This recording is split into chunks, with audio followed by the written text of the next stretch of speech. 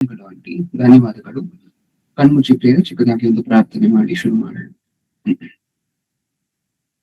ಪ್ರೀತಿಯುಳ್ಳ ಪರಲೋಕದಲ್ಲಿರುವ ನಮ್ಮ ತಂದೆ, ನೀವು ಕೊಟ್ಟಿರುವಂತಹ ಈ ಅತ್ಯಮೂಲ್ಯವಾಗಿರುವಂತಹ ಸಮಯದ ನಿಮಿತ್ತ, ಈ ಒಂದು ಘಳಿಗೆ ನಿಮಿತ್ತ ನಿಮ್ಮ ಕೃತಜ್ಞತೆಗಳು ಅಪ್ಪ. ನಮ್ಮ ಜೀವನದಲ್ಲಿ ಇಲ್ಲಿವರೆಗೂ ನಮ್ಮೆಲ್ಲರನ್ನು ಕಾದು ಕಾಪಾಡ್ತಾ ನಡೆಸ್ತಾ ಜೀವನಕ್ಕೆ ಇನ್ನೊಂದು ಅವಕಾಶವನ್ನು ಕೊಟ್ಟು ಇನ್ನೊಂದು ದಿನವನ್ನು ಕೊಟ್ಟು ಬಂದಿದ್ದೀರಾ ಅಪ್ಪ.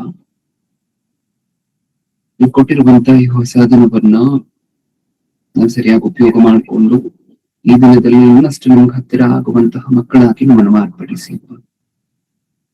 ನಾವೆಲ್ಲರೂ ಸೇರಿ ವಾಕ್ಯವನ್ನ ಆಲೋಚನೆ ಮಾಡ್ತಿರ್ಬೇಕಾದ್ರೆ ಹೇಳ್ತಿರುವಂತಹ ನನಗೆ ಪರಿಶುದ್ಧಾತ್ಮರ ಸಹಾಯವನ್ನು ಕೇಳ್ತಿರುವಂತಹ ನಿಮ್ಮ ಮಕ್ಕಳಿಗೆ ಅದನ್ನು ಅಂಗೀಕರಿಸಲಿಕ್ಕೆ ಬೇಕಾಗಿರುವಂತಹ ವಿವೇಕವನ್ನು ಸಾತ್ವಿಕತೆಯನ್ನು ದಯಪಾಲಿಸು. ನನ್ನ ಪ್ರಾರ್ಥನೆ ಯೇಸು ಕ್ರಿಸ್ತರ ನಾಮದಲ್ಲಿ ಸಮರ್ಪಿಸಿ ಬೇಡಿಕೊಳ್ಳುತ್ತಿದ್ದೇನೆ ಪರಲೋಕದಲ್ಲಿರುವ ನಮ್ಮ ತಂದೆ, ಅಮ್ಮ. ಪ್ರಿಯರಾದ ದೇವಶಂಕರೇ, ಇವತ್ತು ನಾವು ಆಲೋಚನೆ ಮಾಡ್ತಿರುವಂತಹ ಅಂಶದ ಹೆಸರು ದೇವರು ಲೆಕ್ಕ ಕೇಳುವ ದಿನ ಇದೆ. ಅಂಶದ ಹೆಸರನ್ನ ಇನ್ನೊಂದ್ಸಾರಿ ಹೇಳ್ತದೆ. ಇವತ್ತು ನಾವು ಆಲೋಚನೆ ಮಾಡ್ತಿರುವಂತಹ ಅಂಶದ ಹೆಸರು ದೇವರು ಲೆಕ್ಕ ಕೇಳುವ ದಿನ ಇದೆ. ಓಕೆ, ಇಷ್ಟಕ್ಕೂ ಈ ಅಂಶವನ್ನು ಏನಕ್ಕೋಸ್ಕರ ಆಲೋಚನೆ ಮಾಡ್ತಿದ್ದೀವಿ? ನಮಗೆ ಯೇಸು ಕ್ರಿಸ್ತರ ಎರಡನೇ ಬರುವುದ ನಂತರ ಏನ್ ಯೇಸು ಕ್ರಿಸ್ತರು ಬಂದು ನಾವು ಲೆಕ್ಕ ಕೇಳ್ತಾರಲ್ವಾ, ನಾವು ಅದರ ಬಗ್ಗೆ ಸದ್ಯಕ್ಕೆ ಮಾತಾಡ್ಕೊಳ್ತಿಲ್ಲ. ಅದಕ್ಕಿಂತ ಮುಂಚಿನ ನಮಗೆ ತೀರ್ಪಿನ ದಿನ ಅಥವಾ ನಾವು ಮಾಡಿರುವಂತಹ ಕ್ರಿಯೆಗಳಿಗೆ ಈ ಭೂಮಿಯ ಮೇಲೆ ಅದರ ಪ್ರತಿಫಲವನ್ನ ಅನುಭವಿಸ್ಬೇಕಾಗಿರುವಂತಹ ದಿನ, ಅಥವಾ ಈ ಭೂಮಿಯ ಮೇಲೆ ದೇವರು ನಮಗೆ ನಾವು ಮಾಡಿರುವಂತಹ ತಪ್ಪುಗಳ ನಿಮಿತ್ತ ಶಿಕ್ಷೆ ಕೊಡುವಂತಹ ದಿನ ಒಂದೇ ಒಂದು ದಿನ ಇರ್ಬೋದಲ್ವಾ? ಅದರ ಬಗ್ಗೆ ಆಲೋಚನೆ ಮಾಡಿ ನೋಡ್ತಿದ್ದೀವಿ. ಈ ಭೂಮಿಯ ಮೇಲೆ ನಾವೇನ್ ಪಡ್ಕೊಳ್ಬಹುದು ದೇವರ ಕಡೆಯಿಂದ ಅನ್ನುವಂತಹದ್ದನ್ನು. ಓಕೆ, ಇಷ್ಟಕ್ಕೂ ಯಾವಾಗಾದ್ರೂ ಅನ್ಸಿದ್ಯಾ ನಮಗೆ, ನಾವ್ ಎಷ್ಟು ತಪ್ಪು ಮಾಡ್ತಿದ್ರು ಸಹ ಚೆನ್ನಾಗಿದ್ದೀವಲ್ವಾ? ನಾವ್ ಎಷ್ಟು ಪಾಪ ಮಾಡ್ತಿದ್ರು ಸಹ ಚೆನ್ನಾಗಿದ್ದೀವಲ್ವಾ? ನಾನು ಇವತ್ತು ಬೈಬಲ್ ಓದಿಲ್ಲ, ಇವತ್ತೇನು ಮಾಡಿಲ್ಲ ದೇವರಿಗೋಸ್ಕರ, ಅಥವಾ ಇವತ್ತು ಸಾಕಷ್ಟು ಸುಳ್ಳುಗಳನ್ನು ಹೇಳಿದ್ದೀನಿ, ಇವತ್ತು ಸಾಕಷ್ಟು ಕೆಟ್ಟ ಕೆಟ್ಟ ಆಲೋಚನೆಗಳಿವೆ ನನ್ನ ಮನಸ್ಸಲ್ಲಿ, ಆದ್ರೂ ಸಹ ಏನೂ ಆಗಿಲ್ವೇ ಇವತ್ತು? ಅಂದ್ರೆ ಮನುಷ್ಯರ ಎಕ್ಸ್ಪೆಕ್ಟೇಷನ್ ಹೇಗಿರುತ್ತೆ ಯಾವಾಗ್ಲೂ ಅಂತ ಹೇಳಿದ್ರೆ, ತಪ್ಪು ಮಾಡಿದ ತಕ್ಷಣ ಶಿಕ್ಷೆ ಆಗುತ್ತೆ, ತಪ್ಪು ಮಾಡಿದ ತಕ್ಷಣ ದೇವರು ಶಿಕ್ಷೆ ಕೊಡ್ತಾರೆ, ನಾರ್ಮಲ್ ಆಗಿ ಎಕ್ಸ್ಪೆಕ್ಟೇಷನ್ ಇಟ್ಕೊಂಡಿರ್ತೀವಿ. ಆದ್ರೆ ಯಾವಾಗ ನಾವು ತಪ್ಪು ಮಾಡ್ತಿದ್ರು ಸಹ ಏನೂ ಆಗ್ತಿಲ್ಲ, ಏನೂ ಆಗ್ತಿರೋದಿಲ್ಲ, ಅದನ್ನ ನೋಡಿದಾಗ ಅವಾಗ ತಪ್ಪು ಮಾಡ್ಲಿಕ್ಕೆ ಅಭ್ಯಾಸ ಪಟ್ಬಿಡ್ತೀವೇನೋ, ಪಾಪ ಮಾಡ್ಲಿಕ್ಕೆ ಅಭ್ಯಾಸ ಆಗೋಗ್ತಿವೇನೋ, ಆ ಭಯವನ್ನ ದೇವರ ಮೇಲೆ ನಾವು ಇಟ್ಟಿರುವಂತಹ ಭಯವನ್ನ ಕಳ್ಕೊಳ್ತೀವೇನೋ ಅನ್ನುವಂತಹದ್ದು ಒಂದು ಪ್ರಶ್ನೆ. ನಾರ್ಮಲ್ ಆಗಿ ಹೌದಲ್ವಾ? ಮನುಷ್ಯರು ಅಂದ್ರೆ ನಮಗೆ ಅಭ್ಯಾಸ ಆಗೋಗಿದೆ ಏನು, ಸಲಿಗೆ ತಗೊಳ್ಳುವಂತಹದ್ದು. ಒಂದು ಸಾರಿ ಏನಾದ್ರು ಆಗಿಲ್ಲ ಅಂದ್ರೆ ನೆಕ್ಸ್ಟ್ ಟೈಮು ಏನು ಆಗೋದಿಲ್ಲ ಅನ್ನುವಂತಹ ಆ ಒಂದು ಗ್ರಾಂಟೆಡ್ ಆಗಿ ತಗೊಳ್ತೀವಲ್ವಾ ಅದನ್ನ.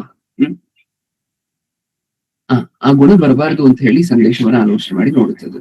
ಯಾಕಂದ್ರೆ ಒಂದು ವೇಳೆ ನಾವ್ ಸರಿಯಾಗಿ ನಡ್ಕೊಂಡಿಲ್ಲ ಒಂದು ದಿನ ಅಂತ ಅನ್ಕೊಳ್ಳಿ, ದೇವರು ಹೇಳಿರುವಂತಹ ಪ್ರಕಾರ ನಡ್ಕೊಂಡಿಲ್ಲ ಅಂತ ಅನ್ಕೊಳ್ಳಿ. ಅಂದ್ರೆ ಒಂದು ಕೆಟ್ಟ ಗುಣವನ್ನ ಪ್ರದರ್ಶಿಸಿದೀವಿ ಹಿಂದೆ ದಿನ, ಅಹಂಕಾರನೋ, ಸುಳ್ಳು, ಜಂಬಾನೋ ಯಾವುದೋ ಒಂದು ಗುಣವನ್ನ ತೋರ್ಪಡಿಸಿದೀವಿ ಅಂತ ಅನ್ಕೊಳ್ಳಿ. ಮತ್ತೆ ರಾತ್ರಿ ಮಲಗುವವರೆಗೂ ನಮ್ ಮನಸ್ಸಲ್ಲಿ ಒಂಥರ ಪಿಕ್ ಆಗ್ತಿರುತ್ತೆ, ಒಂಥರ ನಮ್ ಮನಸ್ಸು ನಮ್ಗೆ ಹೇಳ್ತಿರುತ್ತೆ, ನೀನ್ ತಪ್ಪು ಮಾಡಿದ್ಯಾ ಅಂತ ಹೇಳಿ. ಹೋಗಿ ನಿದ್ರೆ ಮಾಡುತ್ತೇವೆ.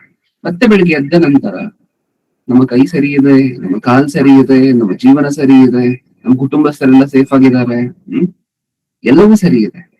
ಹಾಗಿದ್ರೆ ನಾನು ನಿನ್ನೆ ಮಾಡಿರುವಂತಹ ತಪ್ಪು ಅಷ್ಟೊಂದು ಇಂಪ್ಯಾಕ್ಟ್ ಮಾಡಿಲ್ವೇನೋ ನಮ್ಮ ಜೀವನದ ಮೇಲೆ? ನಾನು ನಿನ್ನೆ ಮಾಡಿರುವಂತಹ ತಪ್ಪು ಅಷ್ಟೊಂದು ಇಂಪ್ಯಾಕ್ಟ್ ಮಾಡಿಲ್ವೇನೋ, ಅಷ್ಟೊಂದು ದೊಡ್ಡ ಶಿಕ್ಷೆ ತಗೊಂಡ್ ಬಂದಿಲ್ವೇನೋ? ಹಾಗಾದ್ರೆ ಚಿಕ್ಕದಾಗಿರ್ಬೋದು ಅಂತ ಹೇಳಿ ಇದೇ ತಪ್ಪನ್ನ ಇನ್ನೊಂದ್ಸರಿ ರಿಪೀಟ್ ಮಾಡ್ತೇವೆ. ಒಂದು ವೇಳೆ ದೇವರು ನಮ್ಮಲ್ಲಿ ಪ್ರತಿಯೊಬ್ಬರಿಗೂ ದಾವೀದನಿಗೆ ಕಲಿಸಿದಂತಹ ರೀತಿಯಲ್ಲಿ ಪಾಠ ಕಲಿಸಿದ್ರು ಅಂತ ಅನ್ಕೊಳ್ಳಿ. ಒಂದ್ಸರಿ ಮಾಡಿರುವಂತಹ ತಪ್ಪನ್ನ ಇನ್ನೊಂದ್ಸರಿ ಮಾಡ್ತೀವ ಪ್ರಿಯರೇ ನಾವು?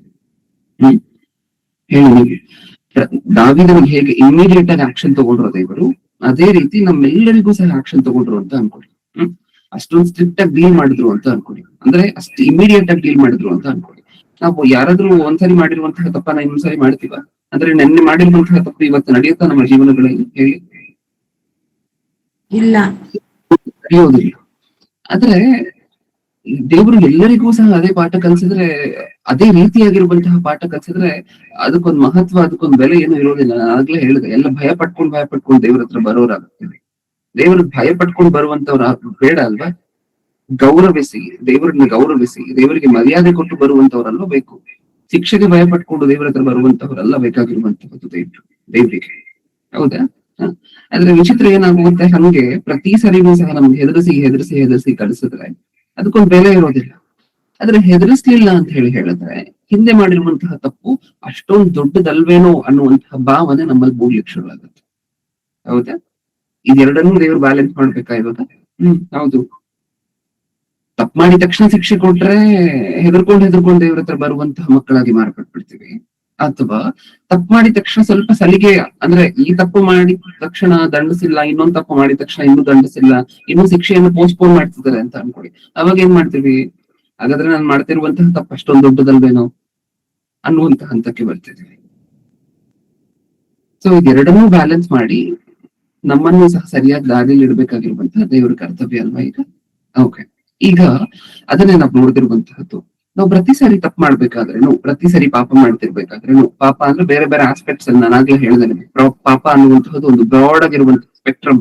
ಅದ್ರಲ್ಲಿ ಏನೇನ್ ಬೇಕಾದ್ರೂ ನಡಿಬಹುದು, ಸುಳ್ಳು ಹೇಳ್ಬೋದು, ಇನ್ನೂ ಮಾಡ್ಬೋದು, ಮೋಸ ಮಾಡ್ಬೋದು, ಕನಿಕರ ಇಲ್ಲದೆ ಇರುವಂತಹದ್ದಾಗಿರ್ಬೋದು, ಇನ್ನೊಂದು ಇಲ್ಲದೆ ಇರುವಂತಹದ್ದಾಗಿರ್ಬೋದು, ಕೆಟ್ಟ ಆಲೋಚನೆಗಳು, ಕೆಟ್ಟದ್ ನಡೆಸುವಂತಹದ್ದು ಎಲ್ಲವೂ ಸಹ ಪಾಪದಲ್ಲಿ, ಅಥವಾ ದೇವರನ್ನ ಬಿಡುವಂತಹದ್ದು ಇವೆಲ್ಲವೂ ಸಹ. ಯಾಕಂದ್ರೆ ಸಾಕಷ್ಟು ಜನರಿಗೆ ಅನ್ಸಿರುತ್ತೆ, ನಾನು ದೇವರನ್ನ ಬಿಟ್ಟರು ಏನು ಆಗ್ತಿಲ್ವ ಆ ಜೀವನದಲ್ಲಿ, ಚೆನ್ನಾಗಿದೆಯಲ್ವಾ ನನ್ನ ಜೀವನ, ಇನ್ನೂ ಏನೋ ಆಗ್ತಿಲ್ವ, ಇನ್ನೂ ಯಾವ ಶಿಕ್ಷೆಯನ್ನು ಪಡ್ಕೊಂಡಿಲ್ವ ದೇವರಿಂದ. ನರಕಕ್ಕೆ ಹೋದ್ರೆ ಅದು ಬೇರೆ. ತಪ್ಪು ಮಾಡಿದ ತಕ್ಷಣ ಭೂಮಿಯ ಮೇಲೆ ನಾವು ಅಲ್ಲಿ ನರಕದಲ್ಲಿ ಶಿಕ್ಷೆಯನ್ನು ಅನುಭವಿಸ್ತೀವಿ, ಅದು ಗ್ರಾಂಟೆಡ್. ಆದ್ರೆ ಈ ಭೂಮಿಯ ಮೇಲೆ ಏನ್ ನಡೆಯುತ್ತೆ ಅನ್ನುವಂತಹದ್ರ ಬಗ್ಗೆ ಮಾತಾಡ್ಕೊಳ್ತೇವೆ. ಓಕೆ, ನಮಗೆ ಎಸ್ಪೆಷಲಿ ಭಕ್ತರಿಗೆ. ಈಗ ಪ್ರತಿ ಸಾರಿ ತಪ್ಪು ಮಾಡ್ತಿರ್ಬೇಕಾದ್ರೂ ಇದನ್ನು ದೇವ್ರು ನೋಡ್ತಿದ್ದಾರೆ ಅನ್ನುವಂತಹ ಭಯ ನಮಗಿದೆಯಾ? ನಾವು ಮಾಡ್ತಿರುವಂತಹ ಪಾಪವನ್ನ ದೇವರು ತನ್ನ ಕಣ್ಣಾರೆ ಪ್ರತಿನಿತ್ಯವೂ ನೋಡ್ತಿದ್ದಾರೆ ಅನ್ನುವಂತಹ ಭಯ ನಮಗಿದೆಯಾ? ಯಾಕೆ? ಈ ಪ್ರಪಂಚದಲ್ಲೂ ಸಹ ನೀವು ಕೆಲವೊಂದು ವಿಚಾರಗಳನ್ನ ನಡೆಸ್ಬೇಕಾದ್ರೆ ನಿಮ್ಮನ್ನು ನೋಡುವಂತವರು, ಆ ಕ್ಷಣದಲ್ಲಿ ನಿಮ್ಮನ್ನು ತಡೆಯುವಂತವ್ರು ಯಾರು ಇಲ್ಲ ಅಂದ ಮಾತ್ರಕ್ಕೆ ನೀವು ಮಾಡ್ತಿರುವಂತಹ ಸರಿ ಅಂತ ಅಲ್ವಾ? ಮನುಷ್ಯರಾಗಿ ನಾವು ಕೆಲಸವನ್ನು ಮಾಡ್ತಿದ್ವಿ ಅಂತ ಹೇಳಿದ್ರೆ ನಮ್ಮನ್ನು ಯಾರು ಆ ಸಮಯದಲ್ಲಿ ತಡೆಯದೇ ಇರುವಂತಹ ಮಾತ್ರಕ್ಕೆ ನಾವು ಮಾಡ್ತಿರುವಂತಹ ಕೆಲಸ ಕರೆಕ್ಟ್ ಅಂತ ಅಲ್ಲ. ನೀವು ಸಿಗ್ನಲ್ ನಿಂತಿರ್ತೀರಾ ಅಂತ ಅನ್ಕೊಂಡಿದ್ರಿ, ಎಲ್ಲಾ ಸಿಗ್ನಲ್ಸ್ ಅಲ್ಲೂ ಪೊಲೀಸರು ಇರ್ತಾರ? ಇರುವುದಿಲ್ಲ. ಆದ್ರೆ ಆಲ್ಮೋಸ್ಟ್ ಎಲ್ಲಾ ದೊಡ್ಡ ದೊಡ್ಡ ಸಿಗ್ನಲ್ ಅಲ್ಲೂ ಏನಿರುತ್ತೆ? ಕ್ಯಾಮ್ರಾ ಇರುತ್ತೆ. ಈಗ ಪೊಲೀಸರಿಲ್ಲ ಅಂತ ಅನ್ಕೊಳ್ಳಿ, ಅಲ್ಲಿ ಕ್ಯಾಮ್ರಾ ಮಾತ್ರ ಇದೆ. ಈಗ ನಿಮ್ಮನ್ನ ಯಾರಾದ್ರೂ ತಡೆದ್ರೆ ಬಂದು ನೀವು ಸಿಗ್ನಲ್ ಜಂಪ್ ಮಾಡ್ತಿರ್ಬೇಕಾದ್ರೆ, ಅಂದ್ರೆ ರೆಡ್ ಸಿಗ್ನಲ್ ಕೊಟ್ಟಾಗೂ ನೀವು ಹೋಗ್ತಿರ್ಬೇಕಾದ್ರೆ ನಿಮ್ಮನ್ನ ಯಾರಾದ್ರೂ ತಡೆದ್ರ ಬಂದು, ಯಾರು ತಡೆದಿಲ್ಲ. ಆ ಸಮಯದಲ್ಲಿ ನೀವು ಮಾಡ್ತಿರುವಂತಹ ತಪ್ಪೆ, ಅಂದ್ರೆ ಟ್ರಾಫಿಕ್ ರೂಲ್ಸ್ ನ ದೃಷ್ಟಿಯಲ್ಲಿ ಆ ಸಮಯದಲ್ಲಿ ನೀವು ರೆಡ್ ಸಿಗ್ನಲ್ ಕೊಟ್ಟಾಗ ಮೂವ್ ಆಗಿರುವಂತಹ ತಪ್ಪೆ. ಆದ್ರೆ ಆ ಸಮಯದಲ್ಲಿ ಯಾರು ನಿಮ್ಮನ್ನ ತಡಿಲಿಲ್ಲ, ಅಂದ್ರೆ ನಿಮ್ಮನ್ನ ಸದಾ ಕಾಲ ನೋಡ್ತಿರುವಂತಹ CCTV ಕ್ಯಾಮ್ರಾ ಇದ್ದೇ ಇದೆ. ತಡೆಯದೇ ಇರುವಂತಹ ಮಾತ್ರಕ್ಕೆ ನಾವು ಮಾಡ್ತಿರುವಂತಹ ತಪ್ಪು ಸರಿಯಾಗೋದಿಲ್ಲ, ನಾವು ಮಾಡ್ತಿರುವಂತಹ ತಪ್ಪು ತಪ್ಪಲ್ಲದ್ದಾಗೋದಿಲ್ಲ. ನಿಜನಾ? ನೀವಲ್ಲಿ ಸಿಗ್ನಲ್ ಜಂಪ್ ಮಾಡಿದ್ರಿ ಅಂತ ಅನ್ಕೊಳ್ಳಿ, ಮತ್ತೆ ಸಿಗ್ನಲ್ ಜಂಪ್ ಮಾಡಿದ್ರಿ ಅಂತ ಅನ್ಕೊಳ್ಳಿ, ನೀವು ಎಷ್ಟ್ ಸರಿ ಬೇಕಾದ್ರೂ ಜಂಪ್ ಮಾಡ್ಬೋದಲ್ವಾ? ಪೊಲೀಸ್ ಅವ್ರ ಕೈಯಲ್ಲಿ ಸಿಕ್ಕ ಹಾಕೊಳ್ಳೋವರೆಗೂ ಎಷ್ಟ್ ಸರಿ ಬೇಕಾದ್ರೂ ಜಂಪ್ ಮಾಡ್ಬೋದು. ಆಮೇಲೆ ಒಂದ್ಸರಿ ಸಿಕ್ಕಾಕೊಳ್ತೀರಾ ಒಂದೊಂದ್ ದಿನ. ಅವಾಗ ನಿಮ್ಮ ರೆಕಾರ್ಡ್ಸ್ ಚೆಕ್ ಮಾಡಿದಾಗ ನೀವು ಮುಂಚೆ 20 ಸರಿ ಸಿಗ್ನಲ್ ಜಂಪ್ ಮಾಡಿದ್ದೀರಾ. ಒಂದ್ ಸಿಗ್ನಲ್ ಜಂಪ್ 1,000 ರೂಪಾಯಿ ಫೈನ್ ಆದ್ರೂ 20,000 ರೂಪಾಯಿ ಕಟ್ಟಿ ನಿಮ್ಮ ಗಾಡಿಯನ್ನ ತಗೊಂಡು ಹೋಗಿ ಅಂತಾರೆ. ಅವಾಗ ನೀವು ಎಷ್ಟು ದಿನ ಮಾಡಿರುವಂತಹ ತಪ್ಪಿನ ನಿಮಿತ್ತ ಒಂದೇ ಸಾರಿ ಅದರ ಬೆಲೆಯನ್ನ ಕಟ್ಟಬೇಕಾಗಿರುವಂತಹ ಪರಿಸ್ಥಿತಿ, ಅನಿವಾರ್ಯತೆ ಬರುತ್ತೆ. ಅದೆಲ್ಲೂ ಹೋಗ್ತಿಲ್ಲ. ನೀವು ಮಾಡಿರುವಂತಹ ತಪ್ಪಿನ ನಿಮಿತ್ತ ನೀವು ತೀರಿಸಬೇಕಾಗಿರುವಂತಹ ನ್ಯಾಯ ಎಲ್ಲೂ ಹೋಗ್ತಿಲ್ಲ, ನೀವು ಅನುಭವಿಸ್ಬೇಕಾಗಿರುವಂತಹ ಶಿಕ್ಷೆ ಎಲ್ಲೂ ಹೋಗ್ತಿಲ್ಲ, ನಿಮ್ಮ ಹತ್ರನೇ ಬರುತ್ತೆ. ಆದ್ರೆ ಸ್ವಲ್ಪ ತಡವಾಗಿ ಬರ್ತಿದೆ ಅಷ್ಟೇ. ನಮ್ಗೆ ಅವಾಗ ಅನ್ಸತ್ತಲ್ವಾ, ನನ್ಗೇನು ಆಗಿಲ್ಲ, ನಾನು ಮಾಡದೆ ತಪ್ಪು, ಮೊನ್ನೆ ಪಾಪ ಮಾಡದೆ, ಏನೂ ಆಗಿಲ್ಲ, ಪರವಾಗಿಲ್ವೇನೋ, ನಾನ್ ಮಾಡ್ತಿರುವಂತಹ ತಪ್ಪು ಓಕೆ ಏನೋ, ಅಷ್ಟೊಂದು ದೊಡ್ಡದಲ್ವೇನೋ ಅಂತ ನಮಗ್ ಅನ್ನಿಸ್ತಿರ್ಬೋದು ಅಷ್ಟೇ. ನಾವು ಮಾಡ್ತಿರುವಂತಹ ಪ್ರತಿ ತಪ್ಪಿನ ನಿಮಿತ್ತ ಪ್ರಾಯಶ್ಚಿತ ಅನ್ನುವಂಥದ್ದು, ಅದಕ್ಕೆ ಸಂಬಂಧಪಟ್ಟಿರುವಂತಹ ಶಿಕ್ಷೆ ಅನ್ನುವಂಥದ್ದು ಎಲ್ಲೂ ಹೋಗ್ತಿಲ್ಲ, ಬರುತ್ತಷ್ಟೇ, ಸ್ವಲ್ಪ ತಡವಾಗಿ ಬರುತ್ತೆ. ಎಲ್ಲಕ್ಕೂ ಸೇರಿ ಒಟ್ಟಿಗೆ ಅನುಭವಿಸ್ಬೇಕಾಗಿರುವಂತಹ ಒಂದು ದಿನ ಬರುತ್ತೆ. ಅದಕ್ಕೆ ಸತ್ಯವೇದದಲ್ಲಿ ಓದ್ಕೊಳ್ಳುವಂತಹ ಮಾತು, ನಾವ್ ಏನ್ ಬಿತ್ತುತ್ತೀವೋ ಅದನ್ನ ಖಚಿತವಾಗಿ ಕೊಯ್ಬೇಕು. ಖಚಿತವಾಗಿ ಆ ಭಯ ನಮ್ಗಿರ್ಬೇಕಲ್ಲ. ಯಾಕಂದ್ರೆ ಅಲ್ಲಿ ಕ್ಯಾಮ್ರಾ ಇದೆ ಅಂತ ಹೇಳಿದ ತಕ್ಷಣ ಸಾಕಷ್ಟು ಜನ ಇವಾಗ ಪೊಲೀಸರು ಇಲ್ಲ ಅಂತ ಹೇಳಿದ್ರು ಸ್ಟಾಪ್ ಮಾಡ್ತಾರೆ. ರೆಡ್ ಸಿಗ್ನಲ್ ಕೊಟ್ಟಿದ ತಕ್ಷಣ ಸ್ಟಾಪ್ ಮಾಡ್ತಾರೆ. ಪೊಲೀಸರು ಇಲ್ಲ ಅಂತ ಹೇಳಿದ್ರು ಏನಕ್ಕೋಸ್ಕರ ಸ್ಟಾಪ್ ಮಾಡ್ತಾರೆ? ಕ್ಯಾಮ್ರಾ ಇದೆ ಅನ್ನುವಂತಹ ಭಯ. ಅದ್ ಯಾವಾಗ್ಲೂ ಸಹ ನಮ್ಮನ್ನು ನೋಡ್ತಿದೆ ಅನ್ನುವಂತಹ ಭಯ. ಹೌದಾ? ಸಾಕಷ್ಟು ಜನ ಸೀಟ್ ಬೆಲ್ಟ್ ಅನ್ನ ಇವಾಗ್ಲೂ ಯೂಸ್ ಮಾಡ್ತಾರೆ, ಯಾಕಂದ್ರೆ ಸೀಟ್ ಬೆಲ್ಟ್ ಅನ್ನ ಯೂಸ್ ಮಾಡ್ಲೇಬೇಕು, ಅದು ಕಂಪಲ್ಸರಿ ಅಲ್ವಾ? ಓಕೆ, ಈಗ ಪೊಲೀಸರು ಇಲ್ಲ ಅಂತ ಹೇಳಿ ಸೀಟ್ ಬೆಲ್ಟ್ ಹಾಕೊಳ್ಳದೆ ಇರೋದಿಲ್ಲ ಜನ ಇವಾಗ. ಯಾಕೆ? ಕ್ಯಾಮ್ರಾ ಇದೆ, ಫೈನ್ ಬರುತ್ತೆ. ಕ್ಯಾಮ್ರಾ ಯಾವಾಗ್ಲೂ ನಮ್ಮನ್ನ ನೋಡ್ತಿದೆ. ಹೌದು, ಭಯ ಇದೆ ಜನರಿಗೆ. ಸೊ ಇಲ್ಲಿ ಯಾರು ನಮ್ಮನ್ನ ತಡಿತಿಲ್ಲ, ಆದ್ರೆ ಮುಂದೆ ಒಂದು ದಿನ ಯಾರು ತಡೆದಿಲ್ಲ ಅಂತ ಹೇಳಿದ್ರು ಸಹ, ಈಗ ನಾವು ಮಾಡಿರುವಂತಹ ತಪ್ಪಿಗೆ, ಈ ಟ್ರಾಫಿಕ್ ಸಿಗ್ನಲ್ ಅನ್ನು ಮೀರಿರುವಂತಹ ಎಲ್ಲಾ ಕಾರಣದ ನಿಮಿತ್ತ ಹೇಗೆ ಫೈನ್ ಅನ್ನ ಕಟ್ಟಬೇಕು, ಅದೇ ರೀತಿ ಈ ಭೂಮಿಯ ಮೇಲೆ ನಾವು ಮಾಡಿರುವಂತಹ ಎಲ್ಲಾ ತಪ್ಪಿನ ನಿಮಿತ್ತ ಇಮಿಡಿಯೇಟ್ ಆಗಿ ನಮಗೆ ಶಿಕ್ಷೆ ಆಗ್ತಾ ಇರ್ಬೋದು. ಆದ್ರೆ ಎಲ್ಲದಕ್ಕೂ ಸೇರಿ ದಂಡ ಸಲ್ಲಿಸ್ಬೇಕಾಗಿರುವಂತಹ ಒಂದು ದಿನ ಬರುತ್ತೆ. ದೇವರು ಒಂದೇ ಸರಿ ಲೆಕ್ಕ ಕೇಳ್ಬೋದೇನೋ ಆ ಸಂದರ್ಭದಲ್ಲಿ. ಒಂದೇ ಸರಿ ನಾವ್ ಇಷ್ಟು ದಿನ ಮಾಡಿರುವಂತಹ ಎಲ್ಲಾ ತಪ್ಪಿಗೆ ನಿಲ್ಸಿ ದಾವಿದನ ತರ ಈ ತಪ್ಪಿಗೆ ಶಿಕ್ಷೆ, ಅಂದ್ರೆ ದಾವಿದನ ತಪ್ಪು ಮಾಡಿದ ತಕ್ಷಣ ನಾತಾನನ್ನು ಕಳಿಸ್ತಾರೆ ದೇವ್ರು ಇಮಿಡಿಯೇಟ್ ಆಗಿ, ಹೌದಲ್ವಾ? ಅವಾಗ ಇಮಿಡಿಯೇಟ್ ಆಗಿ ದಾವಿದನ್ ಮಾಡಿರುವಂತಹ ತಪ್ಪು ಗೊತ್ತಾಗುತ್ತೆ, ದಾವಿದನ್ ಮಾಡಿರುವಂತಹ ತಪ್ಪಿಗೆ ಶಿಕ್ಷೆಯನ್ನು ಕೊಡ್ಲಿಕ್ಕೆ ಶುರು ಮಾಡ್ತಾರೆ. ಆತರ ಅಲ್ಲದೆ ದೇವ್ರಿಗಿರುವಂತಹ ಎರಡನೇ ಆಪ್ಷನ್ ಏನು?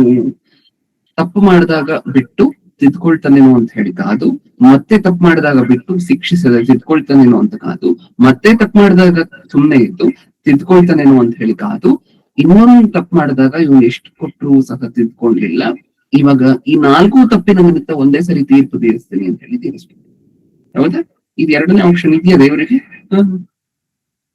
ನಾವು ನಿನ್ನೆ ತಪ್ಪು ಮಾಡಿದೀವಿ ಅಂತ ಹೇಳಿ ಇವತ್ತು ಬೆಳಿಗ್ಗೆ ಎದ್ದ ತಕ್ಷಣ ಕೈ ಚೆನ್ನಾಗಿದೆ, ಕಾಲ್ ಚೆನ್ನಾಗಿದೆ, ನಮ್ ಕುಟುಂಬಸ್ಥರು ಚೆನ್ನಾಗಿದ್ದಾರೆ, ನಾನ್ ಸೇಫ್ ಆಗಿದ್ದೀನಿ, ಎಲ್ಲ ಸೇಫ್ ಆಗಿದೆ, ಬ್ಯಾಂಕ್ ಬ್ಯಾಲೆನ್ಸ್ ಅಲ್ಲಿ ನೀಟ್ ಆಗಿದೆ, ಇನ್ನೇನು ನೆನ್ನೆ ಮಾಡಿರುವಂತಹ ತಪ್ಪು ಓಪಿ, ಇನ್ಯಾರು ಕೇಳೋರಿಲ್ಲ ಅನ್ನೋ ಇಲ್ಲ. ನಮ್ಮನ್ನ ಯಾವಾಗ್ಲೂ ಸಹ ದೃಷ್ಟಿಸಿ ನೋಡ್ತಿರುವಂತವ್ರು ಇದ್ದಾರೆ. ನೋಡೋಣ ಒಂದ್ಸರಿ ಸತ್ಯವೇದದಲ್ಲಿ ಎರೆಮೀಯನ ಗ್ರಂಥ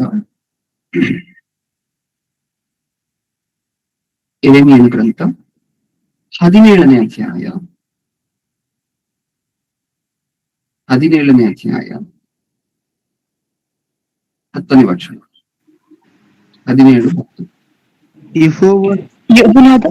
ಯೆಹೋವನಾದ ನಾನು ಪ್ರತಿಯೊಬ್ಬನಿಗೂ ಕರ್ಮಫಲವನ್ನು ಅವನವನ ನಡತೆಗೆ ತಕ್ಕ ಹಾಗೆ ಕೊಡಬೇಕೆಂದು ಹೃದಯವನ್ನು ಪರೀಕ್ಷಿಸುವವನು, ಅಂತರಿಂದ್ರಿಯನ್ನು ಶೋಧಿಸುವವನು ಆಗಿದ್ದೇನೆ.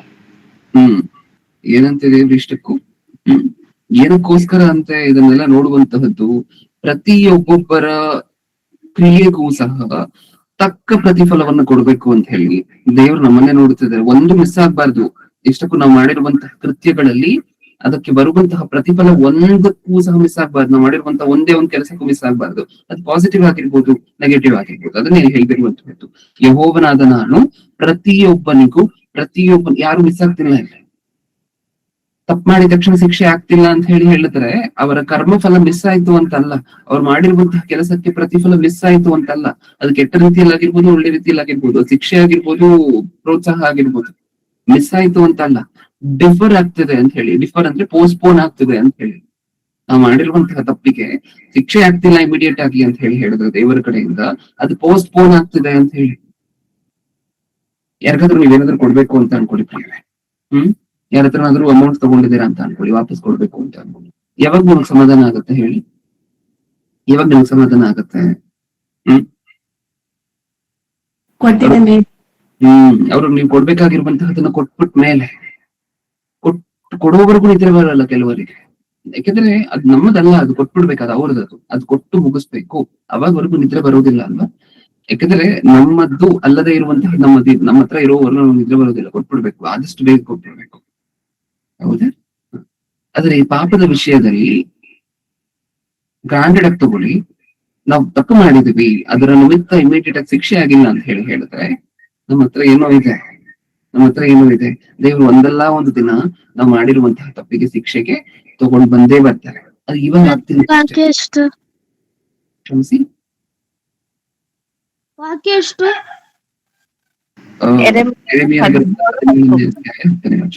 ಓಕೆ.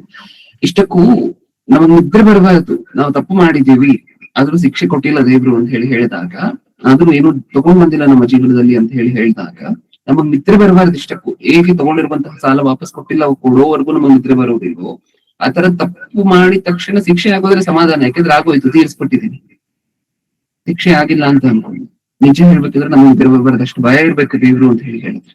ಯಾಕಂದ್ರೆ ಇವಾಗ ಮಾಡಿರುವಂತಹದನ್ನ ಅನುಭವಿಸ್ಲೇಬೇಕು. ಅದೇನಾದ್ರೂ ದೇವರು ಅದನ್ನ ನಾನು ಅನುಭವಿಸ್ತಾ ಬಿಡುವುದಿಲ್ಲ ನಾನು ಮಾಡಿರುವಂತಹ ತಪ್ಪಿನ ನಿಮಿತ್ತ. ಇದು ಒಂದ್ ವೇಳೆ ನಮ್ಗೆ ಗೊತ್ತಿದ್ರೆ ಖಚಿತವಾಗಿ ನಮಗೆ ನಿದ್ರೆ ಬರುವುದಿಲ್ಲ ಆ ಶಿಕ್ಷೆ ಆಗೋವರೆಗೂ, ಅದು ಮುಗ್ದೋಗೋವರೆಗೂ. ಯಾಕಂದ್ರೆ ಅದು ಯಾವಾಗ್ಲೂ ಒಂದ್ಸರಿ ಆಗುವಂತಹದ್ದು ಖಚಿತ. ಯಾವಾಗಾಗತ್ತೋ ಏನ್ ಕಥೆನೋ, ಎಲ್ಲಾಗತ್ತೋ ಏನಾಗತ್ತೋ ಆ ಪ್ರಶ್ನೆ ಹಂಗೆ ಇರುತ್ತಲ್ವ ನಮ್ಮ ಮನಸ್ಸಲ್ಲಿ. ಇಷ್ಟು ಭಯ ಪಟ್ಟಿದೀವ ಪ್ರಿಯರೇ ಯಾವತ್ತಾದ್ರೂ ದೇವರಿಗೆ ನಾವು ತಪ್ಪು ಮಾಡ್ಬೇಕಾದ್ರೆ, ಪಾಪ ಮಾಡ್ಬೇಕಾದ್ರೆ? ಇಷ್ಟಕ್ಕೂ ಯೇಸು ಕ್ರಿಸ್ತರ ರಕ್ತದ ಮೂಲಕ ನಾವು ಮಾಡಿರುವಂತಹ ತಪ್ಪುಗಳನ್ನೆಲ್ಲ ತೆಗೆದಾಕ್ತಾರೆ, ಯಾವುದನ್ನು ನೋಡೋದಿಲ್ಲ. ಕರೆಕ್ಟ್, ಇದೆಲ್ಲ ಸತ್ಯ, 100% ಕರೆಕ್ಟ್. ಎಲ್ಲವೂ ಸಹ ನಾವು ಒಂದ್ ವೇಳೆ ಬ್ಯಾಪ್ಟಿಸಮ್ ತಗೊಳ್ಬೋದಕ್ಕಿಂತ ಮುಂಚೆ ಏನೇನ್ ತಪ್ಪು ಮಾಡಿದೀವೋ ಪ್ರತಿಯೊಂದನ್ನು ತೆಗೆದಾಕ್ತಾರೆ. ನಾವು ಒಂದ್ 3-4 ವಾರಗಳ ಹಿಂದೆ ಒಂದು ಸಂದೇಶವನ್ನು ಮಾತಾಡ್ಕೊಂಡಿದ್ವಿ. ಭಕ್ತಿಯಲ್ಲಿ ಬಂದ ನಂತರವೂ ಸಹ, ಬ್ಯಾಪ್ಟಿಸಮ್ ತಗೊಂಡ ನಂತರವೂ ಸಹ, ಸಭೆಗೆ ಸೇರಿಸಲ್ಪಟ್ಟ ನಂತರವೂ ಸಹ, ನಾವೀಗಾಗ್ಲೇ ಭಕ್ತರು ಏರ್ಪಡಿಸಲ್ಪಟ್ಟಂತಹ ಜನಾಂಗ ಅಂತ ಹೇಳಿ ಕರೆಯಲ್ಪಟ್ಟ ನಂತರವೂ ಸಹ ಮತ್ತೆ ಪಾಪ ಮಾಡಿದ್ರೆ ಏನಾಗತ್ತೆ ಅನ್ನುವಂತಹದನ್ನ ನೋಡಿದ್ದೇವೆ. ಅಶುದ್ಧಾತ್ಮಕ್ಕೆ ಒಪ್ಪಿಸುವಂತಹದ್ದು, ದುರಾತ್ಮಕ್ಕೆ ಒಪ್ಪಿಸುವಂತಹದ್ದು, ದೈವ ದೂರ ಆಗುವಂತಹದ್ದು, ಪರಿಶುದ್ಧಾತ್ಮರನ್ನ ತೆಗೆದಾಕುವಂತಹದ್ದು, ಇದನ್ನೆಲ್ಲ ನೋಡಿದ್ವಲ್ವಾ? ಆ ಸಿಚುವೇಶನ್ ಬಗ್ಗೆ ಮಾತಾಡ್ತದೆ. ಅಂದ್ರೆ ಆ ಟೈಮಲ್ಲಿ ಮತ್ತೆ ಮತ್ತೆ ಮತ್ತೆ ತಪ್ಪು ಮಾಡ್ತಿರ್ಬೇಕಾದ್ರೆ ಕೆಲವು ಸರಿ ಶಿಕ್ಷೆ ಆಗದೆ ಇರ್ಬೋದು. ಶಿಕ್ಷೆ ಆಗ್ತಾ ಇಲ್ಲ ಅಂದ ಮಾತ್ರಕ್ಕೆ ನಾವು ಮಾಡ್ತಿರುವಂತಹ ಕರೆಕ್ಟ್ ಅಂತಲ್ಲ, ಹೆದರ್ಬೇಕಾ ಸಂದರ್ಭದಲ್ಲಿ ನಾವು. ಯಾಕಂದ್ರೆ ದೇವ್ರು ಯಾವಾಗ ಬೇಕಾದ್ರೂ ಆ ಶಿಕ್ಷೆಯನ್ನ ನಮ್ಮ ಮೇಲೆ ತಗೊಂಡ್ ಬರ್ಬೋದಲ್ವಾ? ಯಾವಾಗ ಬೇಕಾದ್ರೂ, ಯಾವ ಮೂಲಕವಾಗಿ ಬೇಕಾದ್ರೂ, ಯಾವ ರೂಪದಲ್ಲಿ ಬೇಕಾದ್ರೂ ಅದನ್ನ ತಗೊಂಡ್ ಬರ್ಬೋದು. ನಮ್ಮನ್ನ ನೋಡ್ತಾನೇ ಇದಾರಂತೆ. ಕ್ಯಾಮ್ರಾ ಒಂದ್ ವೇಳೆ ನಮ್ಮನ್ನ ನೋಡದೇ ಇರ್ಬೋದು. ನಾವು CCTV ಕ್ಯಾಮ್ರಾ ಇದೆಯಲ್ವಾ, ಒಂದ್ ವೇಳೆ ನಮ್ಮ ಗಾಡಿ ನಂಬರ್ ಪ್ಲೇಟ್ ಅನ್ನ ಕರೆಕ್ಟ್ ಆಗಿ ರೆಕಾರ್ಡ್ ಮಾಡದೇ ಇರ್ಬೋದು ನಾವು ಸಿಗ್ನಲ್ ಜಂಪ್ ಮಾಡಿದಾಗ. ಯಾಕಂದ್ರೆ ಕ್ಯಾಮ್ರಾಕ್ಕೆ ಇರುವಂತ ಕೆಪಾಸಿಟಿ ಅಷ್ಟೇ. ಮುಂದೆ ಒಂದು ಬಸ್ ಬಂತು ಅಂತ ಅನ್ಕೊಳ್ಳಿ, ಹಿಂದೆ ನಿಮ್ ಕಾರ್ ಇದೆ ಅಂತ ಅನ್ಕೊಳ್ಳಿ, ನೀವು ಸೀಟ್ ಬೆಲ್ಟ್ ಹಾಕಿದಿರೋ ಇಲ್ವೋ, ನೀವು ಸಿಗ್ನಲ್ ಜಂಪ್ ಮಾಡಿದ್ರೋ ಇಲ್ವೋ ಏನು ಗೊತ್ತಾಗೋದಿಲ್ಲ. ಯಾಕೆ? ಮುಂದೆ ಒಂದು ದೊಡ್ಡ ಲಾರಿ ಇತ್ತಲ್ವಾ, ನಿಮ್ಮ ನಂಬರ್ ಪ್ಲೇಟ್ ಅನ್ನು ಕವರ್ ಮಾಡ್ತಾರೆ. ಕ್ಯಾಮ್ರಾಕ್ಕೆ ಇರುವಂತ ಕೆಪಾಸಿಟಿ ಅಷ್ಟೇ. ದೇವ್ರು ಹೆಂಗ್ ನೋಡ್ತಿದಾರಂತೆ ಪ್ರತಿಯೊಬ್ಬರ ನಡವಳಿಕೆಯನ್ನು ಸಹ. ಇನ್ನೊಂದ್ಸರಿ ಓದೋಣ. ಯೆಹೋವನಾದ ನಾನು ಪ್ರತಿಯೊಬ್ಬನಿಗೂ ಕರ್ಮ ಫಲವನ್ನು ಅವನವನ ನಡತೆಗೆ ತಕ್ಕ ಹಾಗೆ ಕೊಡಬೇಕೆಂದು, ಅವನವನ ನಡತೆಗೆ ತಕ್ಕ ಹಾಗೆ.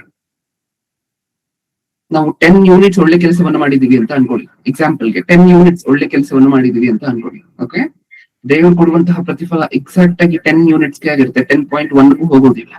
ಕೆಟ್ಟ ಕೆಲಸ ಮಾಡಿದೀವಿ ಅಂತ ಅನ್ಕೊಳ್ಳಿ, ಎಷ್ಟು 10 ಯೂನಿಟ್ಸ್ ಕೆಟ್ಟ ಕೆಲಸ ಮಾಡಿದೀವಿ ಅಂತ ಅನ್ಕೊಳ್ಳಿ, ನಮಗಾಗ್ಬೇಕಾಗಿರುವಂತಹ ಶಿಕ್ಷೆ 9 ಆಗೋದಿಲ್ಲ.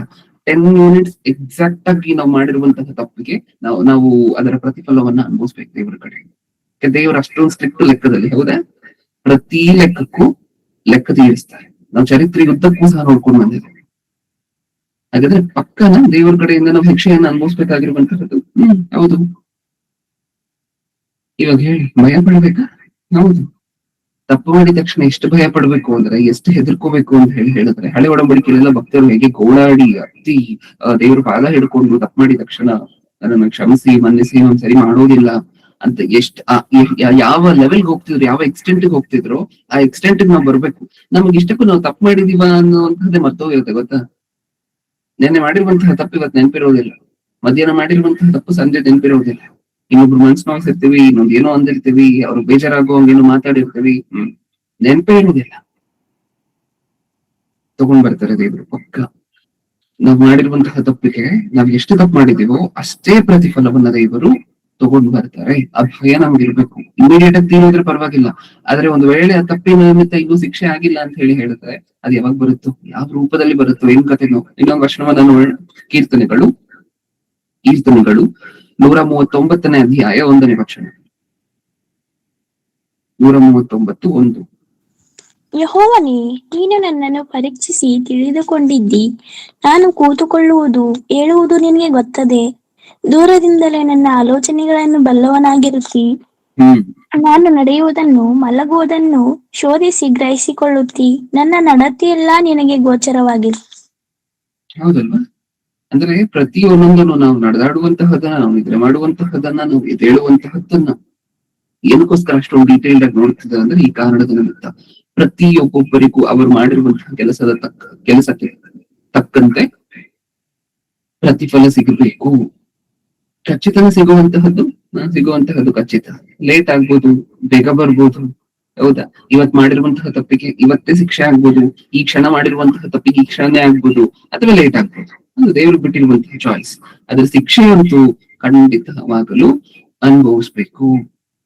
ಆ ಭಯ ನಮಗಿದ್ರೆ ನಾವ್ ಅದಕ್ಕೆ ಹೇಳುವಂತಹದ್ದು ನಾರ್ಮಲ್ ಆಗಿ ಸತ್ಯವೇದದಲ್ಲಿ ದೇವ್ರು ಎಷ್ಟು ಸ್ಟ್ರಿಕ್ಟ್ ಅಂತ ಹೇಳಿದ್ರೆ, ನಾವ್ ಯಾವಾಗ್ಲೋ ಯವನ ಕಾಲದಲ್ಲೋ ಅವಾಗ್ಲೋ ಇವಾಗ್ಲೋ ಮಾಡಿರುವಂತಹ ತಪ್ಪುಗಳನ್ನ ವಯಸ್ಸಾದ ನಂತರ ಅನುಭವಿಸ್ತಿರ್ಬೇಕು ಗೊತ್ತೆ. ಮಾಡ್ತಾರೆ ದೇವ್ರು ಅನುಭವಿಸೋ ಹಂಗೆ ಮಾಡ್ತಾರೆ. ಇಷ್ಟಕ್ಕೂ ದಾವಿದರು ಮಾಡಿರುವಂತಹ ಒಂದು ತಪ್ಪೆ ಅವ್ರು ವಯಸ್ಸಾಗೋವರೆಗೂ ಸಹ ಅನುಭವಿಸಬೇಕಾಗಿರುವಂತಹ ಪರಿಸ್ಥಿತಿ ಬಂತು. ನಮಗ್ ಗೊತ್ತಾಯ್ತಾ? ಅವ್ರಿಗೆ ಇಮಿಡಿಯೇಟ್ ಆಗಿ ಶಿಕ್ಷೆ ಆಯ್ತು. ಅದರ ಶಿಕ್ಷೆ ಎಷ್ಟು ಉದ್ದ ಇತ್ತು ಅಂತ ಹೇಳಿದ್ರೆ, ಆ 4 ಬಲಿಗಳೇನ್ ತಗೊಂಡ್ರು ದೇವರು ಅವರ ಜೀವನದಿಂದ ಇವ್ರು ಮಾಡಿರುವಂತಹ ಒಂದು ತಪ್ಪಿನ ನಿಮಿತ್ತ. ಆ ಬಲಿಗಳನ್ನು ಒಂದೇ ಸರಿ ತಗೊಂಡ್ಲಿಲ್ಲ. 1 ವರ್ಷ ಅಂದ್ರೆ ಸ್ವಲ್ಪ ಕೆಲವು ವರ್ಷ ಆದ ನಂತರ ಮೊದಲನೇದು, ಇಮಿಡಿಯೇಟ್ ಆಗಿ ಒಂದು ಆ ಮಗುವಿನದ್ದು, ಕೆಲವು ವರ್ಷ ಆದ್ಮೇಲೆ ಒಂದು, ಕೆಲವು ವರ್ಷ ಆದ್ಮೇಲೆ ಇನ್ನೊಂದು ಕೆಲವು ವರ್ಷ ಆದ್ಮೇಲೆ ಇನ್ನೊಂದು, ಆ ತರ ನಡೀತಾ ಬಂತು. ಅಂದ್ರೆ ಜೀವನದುದ್ದಕ್ಕೂ ಸಹ ಅನುಭವಿಸ್ಬೇಕಾಗಿರುವಂತಹ ಪರಿಸ್ಥಿತಿ, ಜೀವನದುದ್ದಕ್ಕೂ ಸಹ ಕಷ್ಟವನ್ನ ಸಹಿಸ್ಕೊಂಡು ಇರ್ಬೇಕಾಗಿರುವಂತಹ ಪರಿಸ್ಥಿತಿ. ಇಷ್ಟಕ್ಕೂ ದೇವರ ಕೆಲಸದ ನಿಮಿತ್ತ ಬರ್ತಿರುವಂತಹ ಶೋಧನೆ ಅಲ್ಲ ಪ್ರಿಯರೇ. ಆಮೇಲೆ ಹಂಗ ಅರ್ಥ ಮಾಡ್ಕೊಂಡ್ಬಾರ್ದು. ಓಕೆ, ನಾವು ಮಾಡಿರುವಂತಹ ತಪ್ಪಿನ ನಿಮಿತ್ತ ಬರುವಂತಹ ಶೋಧನೆಗಳು ಎರಡು ಮಿಕ್ಸ್ ಮಾಡಬಾರ್ದು. ದೇವರ ಕೆಲಸದ ನಿಮಿತ್ತ ಬರುವಂತಹ ಶೋಧನೆಗಳು ಅತ್ಯಂತ ಶ್ರೇಷ್ಠವಾಗಿರುವಂತಹದ್ದು. ಅದು ಬಂದ್ರೆ ನಮ್ಮ ಭಾಗ್ಯ. ಆದ್ರೆ ಎರಡನೇ ಕಡೆಯಿಂದ ಇದು ಬರುತ್ತೆ. ಯಾಕಂದ್ರೆ ನಾವು ಜೀವನದಲ್ಲಿ ತಪ್ಪು ಮಾಡ್ತೀವ, ನಾವು ನಮ್ಮ ತಪ್ಪನ್ನ ತಿದ್ದಬೇಕು ಅಂತ ಹೇಳಿದ್ರೆ ನಾವು ಸರಿಯಾದ ದಾರಿಯಲ್ಲಿ ಕರ್ಕೊ ಬರ್ಬೇಕಂದ್ರೆ ದೇವ್ರ ಶಿಕ್ಷೆ ಕೊಡ್ಬೇಕು. ಇದು ಸೆಕೆಂಡ್ ಆಸ್ಪೆಕ್ಟ್ ಅಲ್ಲಿ ನಡ್ಕೊಂಡು ಹೋಗ್ತಿರುವಂತಹದ್ದು. ಆ ಶಿಕ್ಷೆ ಕೊಡುವಂತಹದ್ರಲ್ಲಿ ಇಮಿಡಿಯೇಟ್ ಆಗಿ ನಡೀದೇ ಇರ್ಬೋದು ಅಂತ ಮಾತ್ರಕ್ಕೆ ನಾವು ಮಾಡ್ತಿರುವಂತಹ ತಪ್ಪಲ್ಲ ಅನ್ನುವಂತಹದ್ದು ಇವತ್ತಿನ ಪ್ರಸಂಗ. ಹೌದಾ? ಹಳೆಯ ಒಡಂಬಡಿಕೆಯಲ್ಲಿ ಒಬ್ಬರನ್ನ ನೋಡ್ತೀವಿ, ಬೆಲ್ಶೆಸರನು. ನೋಡೋಣ ಒಂದ್ಸಾರಿ ಬೆಲ್ತೆಶೆಸರನು ಈತನ ವಿಚಾರವನ್ನು ನೋಡಿದ್ರೆ ನೋಡೋಣ ಒಂದ್ಸಾರಿ. ಈ ದಾನಿಯೇಲನ ಗ್ರಂಥ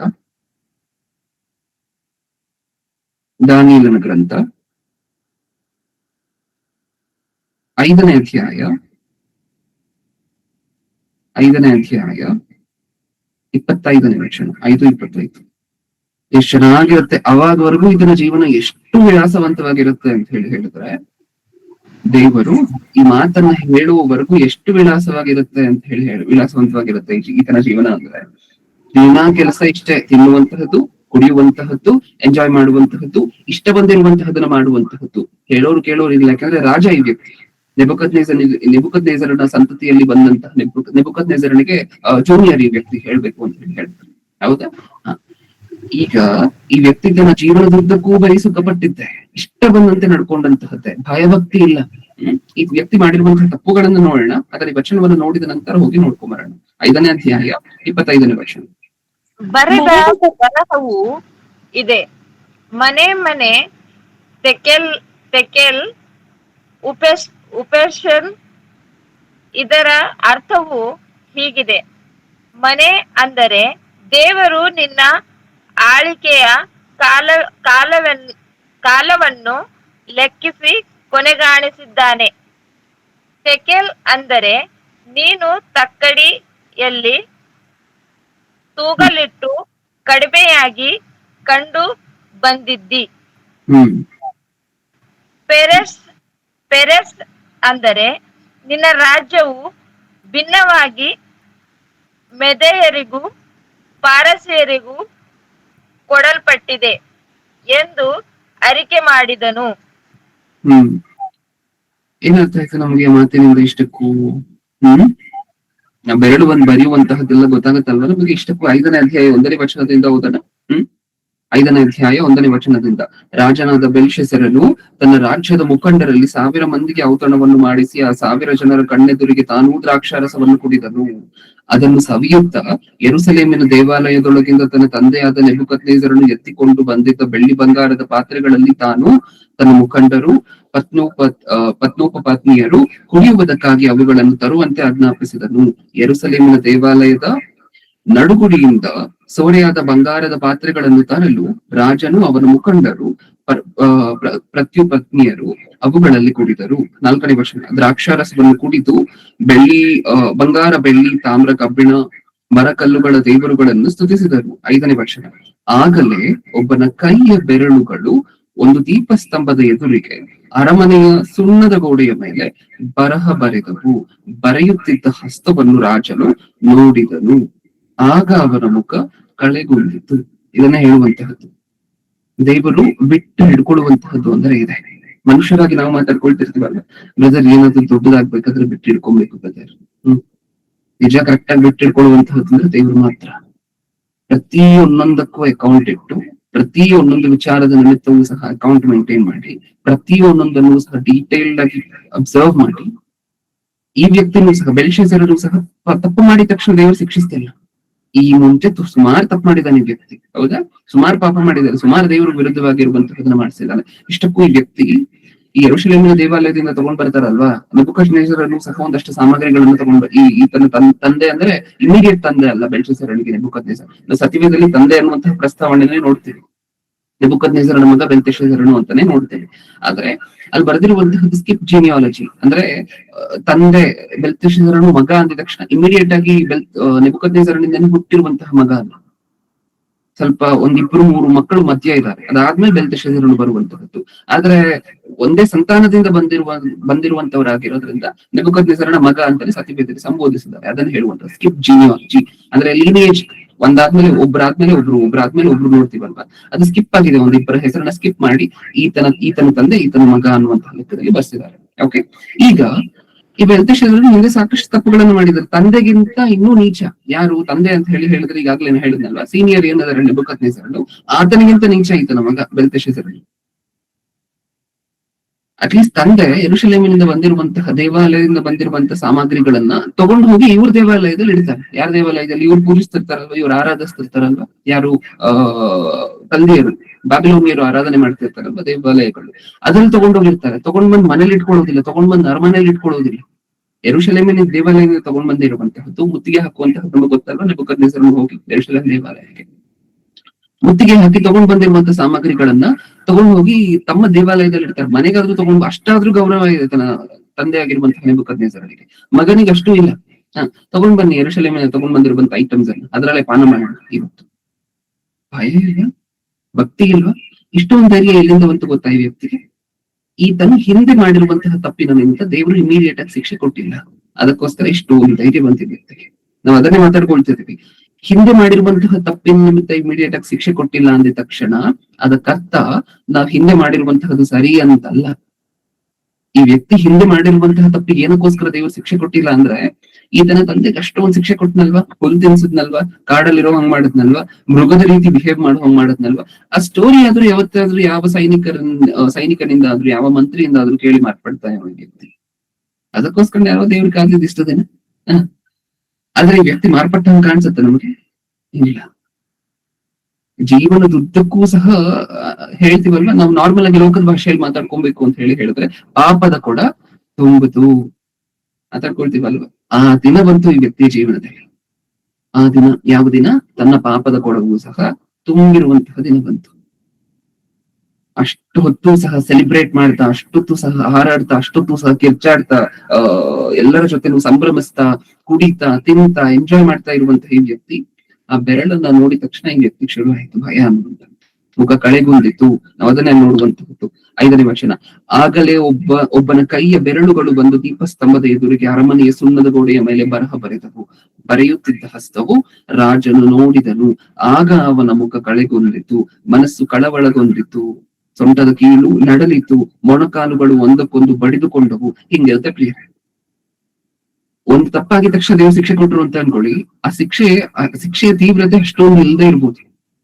ಎಲ್ಲಕ್ಕೂ ಸೇರಿಸಿ ಒಂದೇ ಸರಿ ಕೊಟ್ಟರು ಅಂತ ಅನ್ಕೊಳ್ಳಿ ಬಿಟ್ಬಿಟ್ಟು, ಆ ಶಿಕ್ಷೆಯ ತೀವ್ರತೆ ಎಷ್ಟಿರುತ್ತೆ ಅಂದ್ರೆ ಇಷ್ಟಿರುತ್ತೆ. ಆ ವ್ಯಕ್ತಿ ರಿಯಾಕ್ಷನ್ ನೋಡಿ ಒಂದ್ಸಾರಿ. ಅಷ್ಟೊತ್ತು ಸಹ ಕೂಗ್ಕೊಂಡು, ಅಷ್ಟೊತ್ತು ಸಹ ತಿರುಚ್ಕೊಂಡು, ಕುಣಿದಾಡ್ಕೊಂಡು, ಕುಡ್ಕೊಂಡಿದ್ದಂತಹ ವ್ಯಕ್ತಿ ಇಮಿಡಿಯೇಟ್ ಆಗಿ ಅದನ್ನ ನೋಡಿದ ತಕ್ಷಣ ಆ ವ್ಯಕ್ತಿಯ ಬಾಡಿಯಲ್ಲಿ ಬಂದಂತಹ ಚೇಂಜಸ್ ಅನ್ನ ಊಹೆ ಮಾಡ್ಕೊಳ್ಳಿ ಒಂದ್ಸಾರಿ. ಊಹೆ ಮಾಡ್ಕೊಳ್ಳಿ ಟ್ರೈ ಮಾಡಿ. ಆಗ ಅವನ ಮುಖ ಕಳೆಗೊಂಡಿತ್ತು, ಮನಸ್ಸು ಕಳವಳಗೊಂಡಿತ್ತು, ಸೊಂಟದ ಕೀಳು ಸಡಲಿತ್ತು, ಮೊಣಕಾಲುಗಳು ಒಂದಕ್ಕೊಂದು ಬಡಿದುಕೊಂಡವು. ಅದ್ರ ನಡ್ಗಕ್ ಶುರು ಆಗೋಗಿದೆ ಈ ವ್ಯಕ್ತಿಗೆ. ಹೆಂಗಿರುತ್ತೆ? ದೇವರು ಎಲ್ಲಕ್ಕೂ ಸೇರಿ ಒಂದೇ ಸರಿ ಶಿಕ್ಷೆ ಕೊಟ್ರು ಅಂತ ಅನ್ಕೊಳ್ಳಿ. ಬರೆದಿಟ್ಕೊಂಡು ಮಾಡಿರುವಂತಹದ್ದೆಲ್ಲ ನೀಟಾಗಿ ಲೆಕ್ಕ ಇಟ್ಕೊಂಡು ಕೊನೆ ಒಂದೇ ಸರಿ ತಗೊಂಡ್ ಬಂದ್ರು ಅಂತ ಅನ್ಕೊಳ್ಳಿ. ಅವಾಗ ವಾರ್ನಿಂಗ್ ಗಳಿರೋದಿಲ್ಲ. ವಾರ್ನಿಂಗ್ ಅಂದ್ರೆ ನೋಡು ಇದೇ ಲಾಸ್ಟ್ ಚಾನ್ಸ್, ಮತ್ತೆ ನೀನ್ ಮಾರ್ಪಟ್ಟಿಲ್ಲ ಅಂದ್ರೆ ಮತ್ತೆ ಶಿಕ್ಷೆ ಕೊಡ್ತೀನಿ, ಈ ವಾರ್ನಿಂಗ್ಸ್ ಎಲ್ಲ ಇರೋದಿಲ್ಲ. ಅವಾಗ ಹೆಂಗಿರುತ್ತೆ ಪರಿಸ್ಥಿತಿ? ಹಿಂಗಿರುತ್ತೆ. Direct judgment. ಹೆಂಗೆ ಬೆರಳು ಬಂದ್ ನೀಟಾಗಿ ಬರೀತು, ಅಲ್ಲಿ ಮಾತಾಡುವಂತಹದ್ದು, ದೂತರನ್ನು ಕಳಿಸುವಂತಹದ್ದು, ನೀನ್ ಮಾಡಿದ್ದೆಲ್ಲ ತಪ್ಪು ಅಂತ ಹೇಳುವಂತಹದ್ದು ಅವೆಲ್ಲ ಇಲ್ಲ. ಒಂದ್ಸರಿ ತಪ್ಪು ಮಾಡಿ ಅದಾದ್ಮೇಲೆ ಇಮಿಡಿಯೇಟ್ ಆಗಿ ಶಿಕ್ಷೆ ಕೊಡ್ಬೇಕು ಅಂದ್ರೆ ಅವಾಗೇನೋ ಮಾತಾಡ್ಬೋದೇನೋ ದೇವ್ರು ಮಾತಾಡೋದು ಸಹ ಆ ಕಾಲದಲ್ಲಿ, ಹೌದಾ? ಆದ್ರೆ ಈ ತರ ಎಲ್ಲಕ್ಕೂ ಸೇರಿಸಿ ಒಂದೇ ಸರಿ ಆ ಮನುಷ್ಯನ ಮೇಲೆ ದೇವ್ರು ತಗೊಂಡು ಬರ್ಲಿಕ್ಕೆ ಡಿಸೈಡ್ ಮಾಡುತ್ತೆ. ಮತ್ತೆ ವಾರ್ನಿಂಗ್ ಗಳಿಲ್ಲ. ಡೈರೆಕ್ಟ್ ಆಗಿ ಜಡ್ಜ್ಮೆಂಟ್. ನೀ ಇಷ್ಟು ದಿನ ಮಾಡಿರುವಂತಹ ತಪ್ಪಿಗೆ ಇದೇ ಶಿಕ್ಷೆ, ಮುಗೀತಲ್ಲಿಗೆ ಸೀಲ್ಡ್. ಅದನ್ನ ಮತ್ತೆ ಚೇಂಜ್ ಆಗೋದಿಲ್ಲ, ಅದು ಮತ್ತೆ ಬದಲಾಗೋದಿಲ್ಲ. ಹೌದಾ? ಇದು ನಡೀತಿರುವಂತಹದ್ದು ಅದೇ. ಎಂತ ಘೋರಾತಿ ಘೋರವಾಗಿರುವಂತಹ ಪರಿಸ್ಥಿತಿ ಅಲ್ವಾ? ಆ ಪರಿಸ್ಥಿತಿಯನ್ನು ಊಹೆ ಮಾಡ್ಕೊಂಡ್ರೆ ಭಯ ಆಗುತ್ತೆ. ಆ ಬೆರಳು ಬಂದು ಬರೆಯುವಂತಹದ್ದೇನು ಆ ಸಂಭ್ರಮದ ಮಧ್ಯ ಅದು ನೀಟಾಗಿ ಬೆಲ್ತೆಶಿಸರನಿಗೆ ಕಾಣಿಸುವಂತೆ ಬರೀತಿದೆ, ಬಂತು ಕಾಣಿಸುವಂತೆ. ಆ ಸಂಭ್ರಮದಲ್ಲೂ ಸಹ ಬೆಲ್ತೆಶಿಸರನಿಗೆ ಆ ಬೆರಳು ಬರೆಯುವಂತಹದ್ದು ಕಾಣಿಸ್ಬೇಕು ಅಂದ್ರೆ ಲೈಕ್ ಊಹೆ ಮಾಡ್ಕೊಳ್ಳಿ ಒಂದ್ಸರಿ. ಇನ್ನು ಎಷ್ಟು ಭಯಂಕರವಾಗಿರುತ್ತೆ ಆ ಪರಿಸ್ಥಿತಿ. ಎಷ್ಟೊಂದ್ ಜನ ಇರ್ತಾರೆ, ಅಷ್ಟು ಜನರ ಮಧ್ಯೆ ನೀಟಾಗಿ ಬೆಲ್ತೆಶಿಸರನಿಗೆ ಮಾತ್ರ ಕಾಣಿಸ್ತದೆ, ರಾಜನಿಗೆ ಮಾತ್ರ ಕಾಣಿಸ್ತದೆ. ಹೇಳ್ಕೊಳ್ಲಿಕ್ಕೆ ರಾಜ. ಒಂದ್ ಸೆಕೆಂಡ್ ಸಾಕು ದೇವರಿಗೆ ನಮ್ಮ ಜೀವನದಲ್ಲಿರುವಂತ ಅಷ್ಟು ಸಂತೋಷ, ಅಷ್ಟು ಭೋಗ, ಅಷ್ಟು ಸುಖ, ಅಷ್ಟು ಸಮೃದ್ಧಿ, ಅಷ್ಟು ಸೌಭಾಗ್ಯ ಎಲ್ಲವನ್ನೂ ಸಹ ತೆಗೆದುಹಾಕ್ಲಿಕ್ಕೆ ಒಂದ್ ಸೆಕೆಂಡ್ ಸಾಕು. ಅದೇ ಇಲ್ಲಿ ನಾವು ನೋಡ್ತಿರುವಂತಹದ್ದು. ಈ ವ್ಯಕ್ತಿ ಅವತ್ತಿಂದ ನಿದ್ರೆ ಇಲ್ಲ. ಬೆರಳು ಬಂದು ಬರೆದಂತಹ ಆ ಕ್ಷಣದಿಂದ ಇನ್ನ ಮುಗೀತು. ಈ ವ್ಯಕ್ತಿಗೆ ಇದ್ದಂತಹ ನೆಮ್ಮದಿ, ಇದು ಅದು ಎಲ್ಲ ಹೊರಟೋಯ್ತು. ಇಷ್ಟ ದಿನ ಚೆನ್ನಾಗಿತ್ತಲ್ವಾ?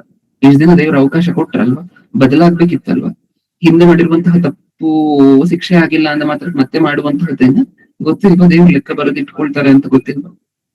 ದೇವರು ಪ್ರತಿ ಕೆಲಸವನ್ನು ಸಹ ನಾಚೂಕಾಗಿ ತುಂಬಾ ಸೆನ್ಸಿಟಿವ್ ಆಗಿ, ತುಂಬಾ ಹೆಂಗ್ ಹೇಳುವಂತಹ ಒಂದು ಚಿಕ್ಕ ಆಸ್ಪೆಕ್ಟ್ ಸಹ ಬಿಡದೆ ನೋಡ್ತಾರೆ ಅನ್ನುವಂಥದ್ದು ನಮ್ಗೆ ಗೊತ್ತಿಲ್ವಾ? ಈ ಮುಂಚೆ ವಾಕ್ಯಗಳನ್ನ ಓದಿಸ್ವಲ್ವಾ ಹಿರೇಮೀಯನ ಗ್ರಂಥದಲ್ಲಿ?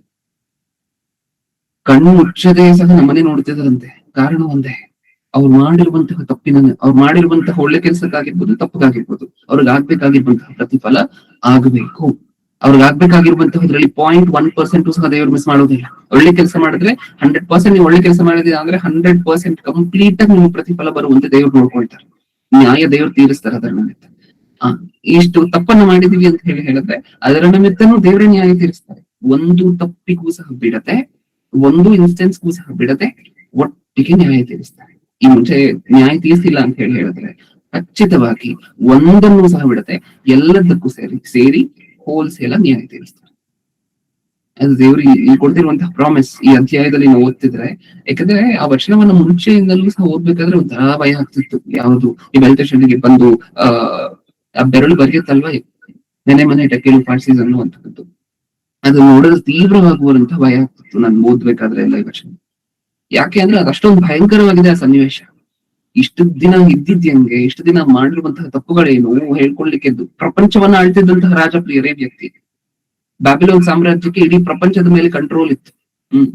ಆ ಸಾಮ್ರಾಜ್ಯವನ್ನ ಆಳ್ತಿದ್ದಂತಹ ಅಷ್ಟು ದೊಡ್ಡ ಚಕ್ರವರ್ತಿಗೆ ಇಮಿಡಿಯೇಟ್ ಆಗಿ ನಡುಕ ಶುರುವಾಗಿದೆ. ನಡುಕ. ಎಲ್ಲದಕ್ಕೂ ಸೇರಿಸಿ ಒಟ್ಟಿಗೆ ದೇವರು ನ್ಯಾಯ ತೀರಿಸಿದ್ರೆ ಇಷ್ಟೊಂದು ಭಯಂಕರವಾಗಿರುತ್ತೆ ಸಿಚುವೇಶನ್. ಹೌದಾ? ಇವಾಗ ಎಕ್ಸ್ಪ್ಲೈನ್ ಮಾಡ್ತಾ ಬರ್ತಾರೆ ದೇವರು 6ನೇ ವಚನ. ಆಗ ಅವನ ಮುಖ ಕಳೆಗೊಂಡಿತು, ಮನಸ್ಸು ಕಳವಳಗೊಂಡಿತು, ಸೊಂಟದ ಕೀಳು ಸಡಲಿತು, ಮೊಣಕಾಲುಗಳು ಒಂದಕ್ಕೊಂದು ಬಡ್ಕೊಂಡವು. 7ನೇ ವಚನ. ಹೀಗಿರಲು ರಾಜನು ಗಟ್ಟಿಯಾಗಿ ಕೂಗಿಕೊಂಡು ಮಂತ್ರಿವಾದಿ ಪಂಡಿತ ಶಕುನಿಕರನ್ನು ಕರೆಸಿ ಬಾಬೇಲಿನ ಆ ವಿದ್ವಾಂಸರಿಗೆ, ಯಾವನು ಈ ಬರಹವನ್ನು ಓದಿ ಅದರ ಅರ್ಥವನ್ನು ನನಗೆ ತಿಳಿಸುತ್ತಾನೋ, ಅಂದ್ರೆ ಇವಾಗ ಬರಹವನ್ನು ಹುಡುಕುವಂತವ್ರು ಬೇಕು. ಉಳಿದಿರುವಂತಹದೆಲ್ಲ ಒಂದೇ ಸರಿ ಇಳಿದೋಯ್ತು. ದೇವರು ಕೊಟ್ರೆ ಸ್ಲಾಪ್ ಹೆಂಗಿರುತ್ತೆ ಅಂದ್ರೆ ಹಿಂಗಿರುತ್ತೆ. ಒಂದೇ ಏಟು, ಒಂದೇ ಏಟು. ಹೌದಾ? ನೋಡೋಣ ಮುಂದೆ ಏನಾಗುತ್ತೆ. ಇಷ್ಟಕ್ಕೂ ಸಹ ವಿದ್ವಾಂಸರು ಬರ್ತಾರೆ, ಆಮೇಲೆ ದಾನಿಯೇಲನು ಬರ್ತಾರೆ. ಅದಾದ್ಮೇಲೆ 11ನೇ ವಚನ. ಪರಿಶುದ್ಧ ದೇವರುಗಳ ಆತ್ಮ ನೆಲೆಸಿರುವ ಒಬ್ಬನು ನಿನ್ನ ರಾಜ್ಯದಲ್ಲಿ ಇದ್ದಾನೆ. ದೇವರುಗಳ ಜ್ಞಾನಕ್ಕೆ ಸಮಾನವಾದ ಜ್ಞಾನವು, ವಿವೇಕವು, ಬುದ್ಧಿ ಪ್ರಕಾಶವು ನಿನ್ನ ತಂದೆಯ ಕಾಲದಲ್ಲಿ ಅವನೊಳಗೆ ಕಂಡು ಬಂದವು. ನಿನ್ನ ತಂದೆಯಾದ ನೆಬೂಕದ್ನೆಚ್ಚರ್ ರಾಜನು ಅವನನ್ನು ಜೋಯಿಸರು, ಮಂತ್ರವಾದಿಗಳು, ಪಂಡಿತರು, ಶಕುನಿಕರು ಇವರಿಗೆ ಅಧ್ಯಕ್ಷನಾಗಿ ನೇಮಿಸಿದನು. ಈ ದಾನಿಯೇಲನ ಇಂಟ್ರೊಡಕ್ಷನ್ ಅನ್ನು ಮಾತಾಡ್ತಾ ಹೋಗ್ತಾರೆ. ಓಕೆ, ನೆಕ್ಸ್ಟ್ ಹಾಗೆ ಮುಂದೆ ಓದ್ಕೊಂಡು ಹೋದ್ರೆ ನೀವು 14ನೇ ವಚನವನ್ನು ಓದೋಣ. 14ನೇ ವಚನ ಇನ್ನೂ ಸಹ ಮುಂದೆ ಹೋಗೋಣ. 17ನೇ ವಚನ. ಆಗ ದಾನಿಯೇಲನು ಸನ್ನಿಧಿಯಲ್ಲಿ, ನಿನ್ನ ದಾನಗಳು ನಿನಗೆ ಇರಲಿ, ನಿನ್ನ ಬಹುಮಾನಗಳು ಮತ್ತೊಬ್ಬನಿಗಾಗಲಿ. ಆದರೆ ನಾನು ಈ ಬರಹವನ್ನು ಓದಿ ಇದರ ಅರ್ಥವನ್ನು ರಾಜನಿಗೆ ತಿಳಿಸುವೆನು. 18ನೇ ವಚನ. ಗಮನ ಕೊಟ್ಟು ಕೇಳಿಸ್ಕೊಳ್ಳಿ. ದೇವರು ಹಿಂದಿನದನ್ನ ಇವಾಗ ನೆನಪು ತಗೊಂಡ್ ಬರ್ತಾರೆ. ಅದ್ರ ಶಿಕ್ಷೆ ಕೊಟ್ಟಿದ್ದಾಗ ಫಿಕ್ಸ್ ಆಗೋಗಿದೆ. ದೇಶದಲ್ಲಿ ಬರುವಂತಹ ಶಿಕ್ಷೆ ಫಿಕ್ಸ್ ಆಗೋಗಿದೆ. ಆ ಶಿಕ್ಷೆ ಆಗುವುದಕ್ಕಿಂತ ಮುಂಚೆ ಆ ಶಿಕ್ಷೆ ಏನಕ್ಕೋಸ್ಕರ ಆಯ್ತು ಅಂತ ಈಗ ಡಿಟೇಲಿಂಗ್ ಮಾಡ್ತಾ ಹೋಗ್ತಾರೆ. ಯಾಕಂದ್ರೆ ನಾವ್ ಹಿಂದೆ ಮಾಡಿರುವಂತಹ ತಪ್ಪುಗಳು ನಮಗೆ ನೆನಪಿರುವುದಿಲ್ಲ ಅಲ್ವಾ? ಪಾಪ ಎಲ್ಲ ಮರ್ತೋಗಿರ್ತೀವಿ, ಮಾಡ್ತಾನೆ ಇರ್ತೀವಿ. ಆದ್ರೆ ಓಕೆ, ಇದು ನಮ್ಮ ಜೀವನ ಶೈಲಿ. ಆದ್ರೆ ದೇವರು ಎಲ್ಲದಕ್ಕೂ ಸಹ ಒಂದೇ ಸರಿ ಶಿಕ್ಷೆ ಕೊಟ್ಟು ಆ ಶಿಕ್ಷೆ ಏನಕ್ಕೋಸ್ಕರ ಆಯ್ತು ಅಂತ ಹೇಳಿ ಡೀಟೇಲಿಂಗ್ ಮಾಡ್ತಿದ್ದಾರೆ ಇಲ್ಲಿ 18ನೇ ವಚನದಿಂದ. ಅರಸೆ ಪರಾತ್ಪರನಾದ ದೇವರು ನಿನ್ನ ತಂದೆಯಾದ ನೆಬೂಕದ್ನೆಚ್ಚರನಿಗೆ ಈ ರಾಜ್ಯ ಮಹತ್ವಮಾನ ಸನ್ಮಾನಗಳನ್ನು ದಯಪಾಲಿಸಿದನು. ಈ ಮಹತ್ವ ವರದ ನಿಮಿತ್ತ ಸಕಲ ಜನಾಂಗ ಕುಲ ಭಾಷೆಗಳವರು ಅವನ ಮುಂದೆ ಬೆಚ್ಚಿ ಬೆರಗಾದರು.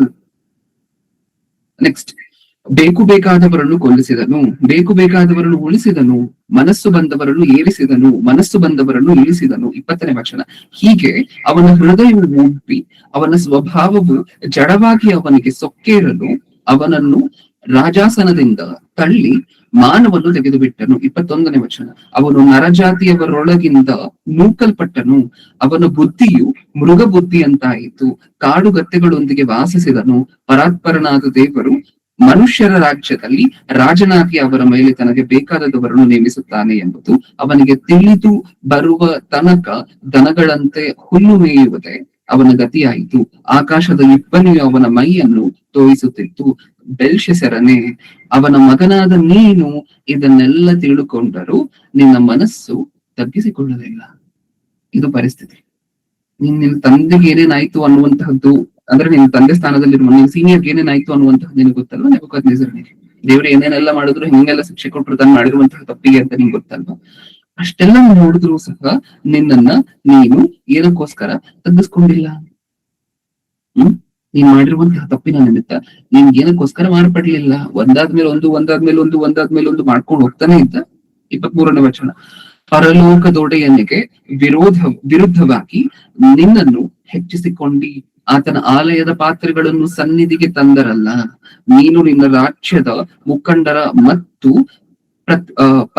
ಪತ್ನಿಯರ, ಅಂದ್ರೆ ಪತ್ನಿ ಪ್ಲಸ್ ಉಪಪತ್ನಿ, ಅದು ಪದ, ಪತ್ನಿಯರ ಸಂಗಡ ಅವುಗಳಲ್ಲಿ ದ್ರಾಕ್ಷಾರಸವನ್ನು ಕುಡಿತು ಬುದ್ಧಿ ಕಣ್ಣು ಕಿವಿ ಇಲ್ಲದ ಬೆಳ್ಳಿ ಬಂಗಾರ ತಾಮ್ರ ಕಬ್ಬಿಣದ ಮರುಕಲ್ಲುಗಳ ದೇವರನ್ನು ಸ್ತುತಿಸಿದ್ದಿ. ಆದರೆ ನಿನ್ನ ಪ್ರಾಣವು ಯಾರ ಕೈಯಲ್ಲಿದೆಯೋ, ನಿನ್ನ ಸ್ಥಿತಿಗತಿಗಳು ಯಾರ ಅಧೀನವೋ ಆ ದೇವರನ್ನು ಘನಪಡಿಸಲೇ ಇಲ್ಲ. ಇದು ಮರ್ತ್ಬಿಟ್ಟಿರ್ತೀವಲ್ವ ಪ್ರಿಯರೇ? ನಾವು ನಾರ್ಮಲ್ ಆಗಿ ನಮ್ಮ ಪ್ರಾಣ ಯಾರ ಕೈಯಲ್ಲಿದೆಯೋ, ನಮ್ಮ ಸ್ಥಿತಿಗತಿಗಳು ಯಾರ ಕೈಯಲ್ಲಿದೆಯೋ ಅವ್ರನ್ನೇ ಮರ್ತ್ಬಿಟ್ಟಿರ್ತೀವಿ. ಅವರನ್ನ ಮರೆಯುವಂತಹದ್ದು ಅಂದ್ರೆ ಇಷ್ಟೇ, ನಾವು ಮಾಡ್ತಿರುವಂತಹ ತಪ್ಪಿನ ನಿಮಿತ್ತ ನಮಗೆ ಹೆದರಿಕೆ ಇಲ್ಲ, ಭಯ ಇಲ್ಲ. ಆ ಪರಿಸ್ಥಿತಿ ಬಂದ್ರೆ ಅವ್ರನ್ನ ಮರ್ತಾಗೆ, ಯಾಕಂದ್ರೆ ಅವ್ರು ಇದಾರೆ ಅಂತ ಹೇಳಿ ಗೊತ್ತಿದ್ರೆ ಖಚಿತವಾಗಿ ನಮ್ಮನ್ನು ಶಿಕ್ಷಿಸ್ತಾರೆ ಅನ್ನುವಂಥದ್ದು ಗೊತ್ತಿರುತ್ತೆ. ಅವ್ರನ್ನ ಮರೆತೀವಿ ಅಂತ ಹೇಳಿದ್ರೆ ನಡೆಯುತ್ತೆ. ನಾನು ಲಾಸ್ಟ್ ಟೈಮು ಸಹ 4 ವಾರಗಳ ಹಿಂದೆ ಮಾತಾಡ್ಕೊಂಡಂತ ಸಂದೇಶದಲ್ಲೂ ಇದನ್ನ ಮಾತಾಡ್ಕೊಂಡಿದ್ವಿ. ಯಾರು ಸಹ ಮೊದಲನೇ ದಿನನೇ ದೊಡ್ಡ ತಪ್ಪನ್ನ ಮಾಡೋದಿಲ್ಲ. ಮೊದಲನೇ ದಿನ ಚಿಕ್ಕ ತಪ್ಪನ್ನೇ ಮಾಡ್ತಾರೆ, 2ನೇ ದಿನ ಅದಕ್ಕಿಂತ ಸ್ವಲ್ಪ ದೊಡ್ಡದು, 3ನೇ ದಿನ ಅದಕ್ಕಿಂತ ಸ್ವಲ್ಪ ದೊಡ್ಡದು. ಏನಕ್ಕೋಸ್ಕರ ಪ್ರತಿ ಸದಿನೂ ಸಹ ದೊಡ್ಡ ತಪ್ಪನ್ನ ಮಾಡ್ತಿದ್ದಾನೆ ಅಂತ ಹೇಳಿದ್ರೆ, ಹಿಂದೆ ಮಾಡಿರುವಂತಹ ತಪ್ಪಿಗಿಂತ ಇನ್ನೂ ದೊಡ್ಡ ತಪ್ಪನ್ನ ಮಾಡುತ್ತಿದ್ದಾನೆ ಅಂತ ಹೇಳಿದ್ರೆ ಕಾರಣ ಒಂದೇ, ಏನು? ಇಮಿಡಿಯೇಟ್ ಆಗಿ ನ್ಯಾಯ ತೀರಿಸಲ್ಪಡ್ತಿಲ್ಲ. ಮೊದಲನೇ ತಪ್ಪು ಮಾಡಿದಾಗೆ ಈ ವ್ಯಕ್ತಿಗೆ ಸ್ಟ್ರಿಕ್ಟ್ ಆಗಿ ನ್ಯಾಯ ಎನ್ಫೋರ್ಸ್ಮೆಂಟ್ ಹಾಕಿದ್ರೆ 2ನೇ ತಪ್ಪನ್ನ ಮಾಡುವಂತ ಅವಕಾಶನೂ ಇರಲಿಲ್ಲ. ನಿಜನ ಮಾಡ್ತಾ ಇರಲಿಲ್ಲ ಈ ವ್ಯಕ್ತಿ. ಮೊದಲನೇ ತಪ್ಪನ್ನ ಮಾಡಿದಾಗೆ ವ್ಯಕ್ತಿಗೆ ಸರಿಯಾಗಿ ಬಿದ್ದಿದ್ರೆ ಆಗ್ತಿರ್ಲಿಲ್ಲ ಅದು. ಆದ್ರೆ ದೇವ್ರಿಗೆ, ನಾವ್ ಈಗಾಗಲೇ ಮಾತಾಡ್ಕೊಂಡ್ವಲ್ಲ, ದೇವ್ರಿಗೆ ಶಿಕ್ಷಿಸ್ಲಿಕ್ಕೆ ಒಂದೇ ದಾರಿ ಅಲ್ಲ, ಬೇರೆ ಬೇರೆ ಮೆಥಡ್ಸ್ ಇದೆ, ಬೇರೆ ಬೇರೆ ವಿಧಗಳಿದೆ. ಕೆಲವರಿಗೆ ಒಂದ್ ತಪ್ಪು ಮಾಡಿದ ತಕ್ಷಣ ಪಟ್ಟಂತ ಶಿಕ್ಷೆ ಆಗುತ್ತೆ. ಇನ್ನೂ ಕೆಲವರಿಗೆ 1 ತಪ್ಪಾದ ನಂತರ, 2 ತಪ್ಪಾದ ನಂತರ, 3 ತಪ್ಪಾದ ನಂತರ ಇನ್ನೂ ಏನೂ ಆಗ್ತಿರೋದಿಲ್ಲ. 10 ತಪ್ಪಾಯ್ತು ಅಂತ ಅನ್ಕೊಳ್ಳಿ, ಈಗ ನಿಮ್ದು ತೀರಿತ್ತು ಅನ್ಬಿಟ್ಟು 10ಕ್ಕೂ ಸಹ ಸೇರಿಸಿ ಒಟ್ಟಿಗೆ ಕೊಡ್ತಾರೆ ದೇವ್ರು. ಹೌದಾ? ಇದು ದೇವರು ಮನುಷ್ಯರನ್ನು ತೀರ್ಪು ಮಾಡುವಂತಹ ಬೇರೆ ಬೇರೆ ವಿಧ, ಬೇರೆ ಬೇರೆ ರೀತಿ. ಇಲ್ಲಿ ನಡೀತಿರುವಂತಹದ್ದು 2ನೇ ಕ್ಯಾಟಗರಿ ಇದೆ. ಅಂದ್ರೆ ಈ ವ್ಯಕ್ತಿಗೂ ಸಹ ಚಾನ್ಸ್ ಕೊಟ್ರು, ಈ ವ್ಯಕ್ತಿಗೆ ತಂದೆಯನ್ನ ನೋಡಿ, ತಂದೆಗಾಗಿದಂತಹ ಶಿಕ್ಷೆಯನ್ನ ನೋಡಿ ಪಾಠ ಕಲಿಯುವಂತಹ ಚಾನ್ಸ್ ಇತ್ತು, ಕಲ್ಪನಾ ಇಲ್ಲ. ಅಥವಾ ಈ ವ್ಯಕ್ತಿನೇ ತಪ್ಪಾದ ನಂತರ ತಪ್ಪು, ತಪ್ಪಾದ್ಮೇಲೆ ತಪ್ಪು, ಪಾಪ ಆದ್ಮೇಲೆ ಪಾಪ ಮಾಡ್ತಾನೆ ಅಂತ ಈ ವ್ಯಕ್ತಿಗೆ ಹಿಂದೆ ಮಾಡಿರುವಂತಹ ತಪ್ಪನ್ನ ಬಿಡುವಂತಹ ಅವಕಾಶ ಇತ್ತು. ಯಾಕಂದ್ರೆ ಇಮಿಡಿಯೇಟ್ ಆಗಿ ಶಿಕ್ಷೆ ಕೊಟ್ಟಿಲ್ಲ ಅಲ್ವಾ ದೇವ್ರು, ಬಿಟ್ಟಿಲ್ಲ. ಕೊನೆಗೆ ಏನಾಯ್ತಂದ್ರೆ ಆಮೇಲೆ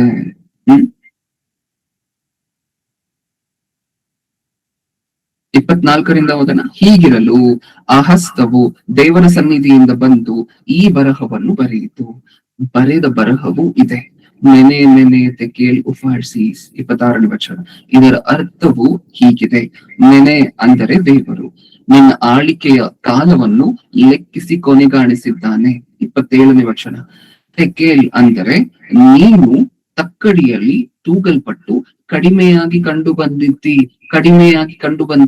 ಇದೇ ಭಯಪಡಿಸುವಂತಹದ್ದು ನನಗೊಂದು ನಿಜವಾಗ್ಲು. ನೀನು ತಕ್ಕಡಿಯಲ್ಲಿ ತೂಗಿ ಕಡಿಮೆಯಾಗಿ ಕಂಡು ಬಂದಿದ್ದಿ ಅಂದ್ರೆ ಇಷ್ಟು ದಿನ ತೂಗಲ್ಪಟ್ಟಿಲ್ವಾ ಈ ವ್ಯಕ್ತಿ? ಇಷ್ಟು ದಿನ ತೂಗಲ್ಪಟ್ಟಿಲ್ವಾ? ಏನಿಲ್ಲ. ಇಷ್ಟು ದಿನನೇ ಈ ಮುಂಚೆ ತೂಗಲ್ಪಟ್ಟಿದ್ರೆ ಈ ವ್ಯಕ್ತಿ ಸ್ವಲ್ಪ ಸ್ವಲ್ಪ ಸ್ವಲ್ಪ ಸ್ವಲ್ಪ ಕಮ್ಮಿಯಾಗಿ ತೋರ್ ಬರ್ತಿದ್ದ, ಹೌದಾ ಇಲ್ವಾ? ಸ್ವಲ್ಪ ಸ್ವಲ್ಪ ಸ್ವಲ್ಪ ಇಷ್ಟೊಂದ್ ಸಹ ತಕ್ಕಡಿಯಲ್ಲಿ ಹಾಕಿದ ತಕ್ಷಣ ತೂಕನೇ ಇಲ್ದಿರೋ ತರ ಆಗೋಗ್ತಿರ್ಲಿಲ್ಲ ಈ ವ್ಯಕ್ತಿ. ಇಷ್ಟು ದಿನ ಹಾಕಿದ್ರೆ ಸ್ವಲ್ಪ ಸ್ವಲ್ಪ ತೂಕ ಇರ್ತಾ ಇತ್ತು. ಆದ್ರೆ ಈಗ ಇಷ್ಟು ದಿನ ಒಂದ್ ವೇಳೆ ತೂಗಿದ್ರೆ ಈ ವ್ಯಕ್ತಿಗೆ ಆಗ್ತಿದ್ದಂತಹ ಶಿಕ್ಷೆ ಸ್ವಲ್ಪ ಕಮ್ಮಿ ಏನೋ, ಆದ್ರೆ ಎಲ್ಲ ಸೇರಿಸಿ ಒಟ್ಟಿಗೆ ಆಗಿದ್ದಕ್ಕೆ ತಡ್ಕೊಳ್ಲಿಕ್ಕೆ ಆಗ್ತಿಲ್ಲ ಈ ವ್ಯಕ್ತಿಗೆ. ನೋಡೋಣ ಇನ್ ಮುಂದೆ. ತೆಕೇಲ್ ಅಂದರೆ ನೀನು ತಕ್ಕಡಿಯಲ್ಲಿ 27ನೇ ವಚನ. ತೆಕೇಲ್ ಅಂದರೆ ನೀನು ತಕ್ಕಡಿಯಲ್ಲಿ ತೂಗಲ್ಪಟ್ಟು ಕಡಿಮೆಯಾಗಿ ಕಂಡು ಬಂದಿದ್ದಿ. 28ನೇ ವಚನ. ಫೆರೇಸ್ ಅಂದರೆ ನಿನ್ನ ರಾಜ್ಯವು ಭಿನ್ನವಾದ ಮೇಧ್ಯರಿಗೂ ಪಾರಸಿಯರಿಗೂ ಕೊಡಲ್ಪಟ್ಟಿದೆ ಎಂದು ಅರಿಕೆ ಮಾಡಿದನು. ಆಗ ಬೆಲ್ತೆಶೆದರನು ಆಜ್ಞಾಪಿಸಲು ದಾನಿಯೇಲನಿಗೆ ಧೂಮ್ರ ವಸ್ತ್ರವನ್ನು ಹೊದಿಸಿ ಅವನ ಕೊರಳಿಗೆ ಚಿನ್ನದಾರವನ್ನು ಹಾಕಿ ಈತನು ರಾಜ್ಯದ 3 ಮುಖ್ಯಾಧಿಕಾರಿಗಳಲ್ಲಿ ಒಬ್ಬನಾದನು ಎಂದು ಪ್ರಕಟಿಸಿದರು. 30ನೇ ವಚನ. ಗಮನ ಕೊಟ್ಟು ನೋಡಿ. ಅದೇ ರಾತ್ರಿಯಲ್ಲಿ ಕಸ್ತಿಯ ರಾಜನಾದ ಬೆಲ್ಶೆಸರನು ಕೊಲ್ಲಲ್ಪಟ್ಟನು. ಅವತ್ ರಾತ್ರಿನೇ ಯಾವತ್ತು ನೋಡಿದ್ನೋ, ಯಾವತ್ತು ಆ ಕನಸಿನ ಭಾವಾರ್ಥವನ್ನು ಕನಸಲ್ಲ ಕ್ಷಮಿಸಿ, ಆ ಒಂದು ದೃಶ್ಯದ ಭಾವಾರ್ಥವನ್ನು ಕೇಳಿದ್ನೋ ಈ ವ್ಯಕ್ತಿ, ಅವತ್ತ ರಾತ್ರಿನೇ ಕೊಲ್ಲಲ್ಪಟ್ಟ. ತನ್ನ ಜೀವನದ ಸಮಾಪ್ತಿ. ಭಯ ಆಗತ್ತೆ ಇದನ್ನ ನೋಡಿದ್ರೆ. ಕೊಡ ತುಂಬುವಂತಹದ್ದು ಅಂದ್ರೆ ಏನು, ತಕ್ಕಡಿಯಲ್ಲಿ ದೇವರು ತುಂಬುವಂತಹದ್ದು ಅಂದ್ರೆ ಏನು. ಇವತ್ ನನ್ ಭಕ್ತಿಯಲ್ಲಿ ಇದ್ದೀನಿ ದೇವ್ರೆ, ನನ್ನ ಇವತ್ತೇ ತಕ್ಕಡಿಯಲ್ಲಿ ತೂಗ್ಬಿಡಿ, ಸ್ವಲ್ಪ ಜಾಸ್ತಿ ತೂಕ ಬರ್ತೀನಿ ಅನ್ನೋ ಹಂಗಿಲ್ಲ. ನಮ್ಮನ್ನ ಯಾವಾಗ ತೂಗ್ಬೇಕು ಅನ್ನುವಂತಹದ್ದು ದೇವರು ಡಿಸೈಡ್ ಮಾಡ್ತಾರೆ. ಒಂದ್ ತಪ್ಪು ಮಾಡಿದ ತಕ್ಷಣ ಶಿಕ್ಷೆ ಇವಾಗ್ಲೇ ಕೊಟ್ಬಿಡಿ, ಬರದೇ ಇರ್ಬೋದು. ಎಕ್ಸ್ಪೆಕ್ಟೇಷನ್ ಏನ್ ಗೊತ್ತಾ ದೇವ್ರ ಕಡೆಯಿಂದ? ಒಂದ್ ತಪ್ಪಾದ ತಕ್ಷಣ ಶಿಕ್ಷೆ ಕೊಡ್ತಿಲ್ಲ ಅಂದಿದ ತಕ್ಷಣ ಹೋಗಿ ದೇವ್ರ ಪಾದ ಹಿಡ್ಕೋಬೇಕು, ಓಡಾಡ್ಬೇಕು, ಸಮಾಧಾನ ಇರಬಾರ್ದು, ನಿದ್ರೆ ಬರಬಾರ್ದು.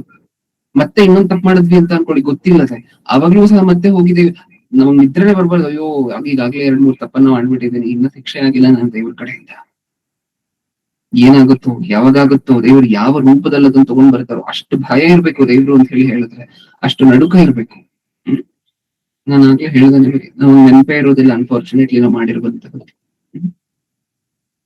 ದೇವರು ಎಲ್ಲವನ್ನು ನೋಡ್ತಿದ್ದಾರೆ, ನೋಡಿ ತಕ್ಕ ಪ್ರತಿಫಲವನ್ನ ಕೊಡ್ತಾರೆ. ಒಂದಕ್ಕೂ ಸಹ ಮಿಸ್ ಮಾಡೋದಿಲ್ಲ. ನಾವು ಆಗ್ಲಿಂದ ಮಾತಾಡ್ಕೊಳ್ತಿದೀವಲ್ವ, ತಕ್ಕ ಪ್ರತಿಫಲ ಯಾವ್ದು ಸಹ ಮಿಸ್ ಆಗೋದಿಲ್ಲ. ನಾವು ಮಾಡಿರುವಂತಹ ಒಂದೊಳ್ಳೆ ಕೆಲಸನೂ ಸಹ ಮಿಸ್ ಆಗೋದಿಲ್ಲ ಪ್ರತಿಫಲಕ್ಕೆ. ನಾವು ಮಾಡಿರುವಂತಹ ಒಂದೇ ಒಂದು ತಪ್ಪು ಸಹ ಪ್ರತಿಫಲಕ್ಕೆ ಮಿಸ್ ಆಗೋದಿಲ್ಲ. ಅದು ನಮಗೆ ಒಂದು ಚಿಕ್ಕ ತಪ್ಪನ್ನ ಮಾಡಿದ ತಕ್ಷಣ ದೇವರನ್ನ ತಳ್ಳುವುದಿಲ್ಲ, ಹೌದಾ ಇಲ್ವಾ? ಬ್ಯಾಪ್ಟಿಸಮ್ ತಗೊಂಡಿದ್ದೀವಿ ಅಂತ ಅನ್ಕೊಳ್ಳಿ, ಗೊತ್ತಿಲ್ಲದೆ ಅಥವಾ ಸಾಕಷ್ಟು ಜನ ಅದಾದ್ಮೇಲೆ ಬ್ಯಾಪ್ಟಿಸಮ್ ತಗೊಂಡ ನಂತರವೂ ಸಹ ಒಂದಷ್ಟು ವರ್ಷ ಮಾರ್ಪಡದೆ ಸಾಕಷ್ಟು ತಪ್ಪುಗಳನ್ನ ಮಾಡ್ಕೊಂಡು ಬಂದಿದ್ದೀವಿ ಅಂತ ಅನ್ಕೊಳ್ಳಿ. ಆಮೇಲೆ ಮಾರ್ಪಟ್ವಿ ಅಂತ ಅನ್ಕೊಳ್ಳಿ. ಈಗ ಪರಿಸ್ಥಿತಿ ಏನು ಅಂತ ಹೇಳಿದ್ರೆ, ಈಗ ನಮ್ಮನ್ನು ಕಲಿಸ್ಬೇಕು, ನಾವು ಮಾಡಿರುವಂತಹ ತಪ್ಪು ಇನ್ನೊಬ್ಬರ ಮನಸ್ಸನ್ನ ನೋಯಿಸುವಂತಹದ್ದು ಅಥವಾ ಸುಳ್ಳು ಹೇಳುವಂತಹದ್ದು ಅಥವಾ ಇನ್ನೊಂದನ್ನ ಮಾಡುವಂತಹದ್ದು ಅಂತ ಅನ್ಕೊಳ್ಳಿ. ಈಗ ನಮಗ್ ಕಲಿಸ್ಬೇಕು ಅಂದ್ರೆ ಏನ್ ಮಾಡ್ಬೇಕು ದೇವ್ರು? ಶಿಕ್ಷೆ ಕೊಡ್ಲೇಬೇಕಾ ಇಲ್ವಾ? ಕೊಡ್ಲೇಬೇಕಲ್ವಾ ಶಿಕ್ಷೆ? ಯೇಸು ಕ್ರಿಸ್ತರ ರಕ್ತ ಇದೆಯಲ್ವಾ ಬ್ರದರ್, ನಮಗೆ ಶಿಕ್ಷೆ ಆಗದಂತೆ ತಡಿಬೇಕಲ್ವಾ? ಅಂದ್ರೆ ನಾವು ಕಲಿಯುವಂತಹದ್ದು ಯಾವಾಗ ನೀವು ಹೇಳಿ? ಒಂದ್ ವೇಳೆ ರಕ್ತದಿಂದ ಶುದ್ಧೀಕರಿಸಿದ್ರೆ, ನಾವು ರಕ್ತದಿಂದ ಶುದ್ಧೀಕರಿಸಿದ ನಂತರ ಮತ್ತೆ ದೇವ್ರ ಶಿಕ್ಷೆ ಕೊಡದೇ ಇದ್ರು ನಾವು ಕಲಿತೀವಿ ಅನ್ನುವಂತ ಕಾನ್ಫಿಡೆನ್ಸ್ ದೇವ್ರಿಗಿದ್ರೆ ಖಂಡಿತವಾಗಿ ಕೊಡೋದಿಲ್ಲ ಶಿಕ್ಷೆ. ಆದ್ರೆ ಮನುಷ್ಯರಾಗಿ ನಾವು ಅಂತವ್ರಲ್ಲ ಅಲ್ವಾ? ದಾವಿದನಿಗೆ ಆ ಶಿಕ್ಷೆಯನ್ನು ಕೊಡದೆ ಹೋಗಿದ್ರೆ ಮತ್ತೆ ದಾವಿದನು ತನ್ನ ಜೀವನದಲ್ಲಿ ಅದೇ ತಪ್ಪನ್ನ ಇನ್ನೊಂದ್ಸರಿ ರಿಪೀಟ್ ಮಾಡುವಂತಹ ಪಾಸಿಬಿಲಿಟಿ ಇತ್ತೇನೋ. ಅಷ್ಟು ಶಿಕ್ಷೆ ಕೊಟ್ಟ ಮೇಲೆ ದಾವಿದನು ಕೊನೆಯವರೆಗೂ ಇನ್ನೊಂದು ತಪ್ಪು ಮಾಡಿಲ್ವಂತೆ ಗೊತ್ತಾ? ಜೀವನದ ಕೊನೆಯವರೆಗೂ ನೋಟೇಬಲ್ ಮಿಸ್ಟೇಕ್ಸ್ ಸತ್ಯವೇದದಲ್ಲಿ ಎಲ್ಲೂ ನಾವು ನೋಡೋದಿಲ್ಲ. ಆ ತಪ್ಪಾದ ನಂತರ ಅದು ಆ ಶಿಕ್ಷೆಗಿರುವಂತಹ ಶ್ರೇಷ್ಠತೆ, ದೇವರ ಕಡೆಯಿಂದ ಬರುವಂತಹ ಶಿಕ್ಷೆಗಿರುವಂತಹ ಶ್ರೇಷ್ಠತೆ ಅಂದ್ರೆ ಪರಲೋಕವನ್ನ ಕೊಡ್ತಾರೆ. ಆದ್ರೆ ಇಲ್ಲಿ ನಾವು ಮಾಡಿದೀವಲ್ವಾ, ಅದನ್ನೆಲ್ಲ ಇಲ್ಲಿ ಭೂಮಿಯ ಮೇಲೆ ತೀರಿಸ್ಬೇಕಲ್ವಾ? ಇಲ್ಲಿ ನಾವು ಮಾಡಿದೀವಲ್ವಾ, ಪ್ರತಿಯೊಂದಕ್ಕೂ ಸಹ ಇಲ್ಲಿ ಕೊಟ್ಟು ಮುಗಿಸ್ಬೇಕಲ್ವಾ ಅದರ ಬೆಲೆಯನ್ನು.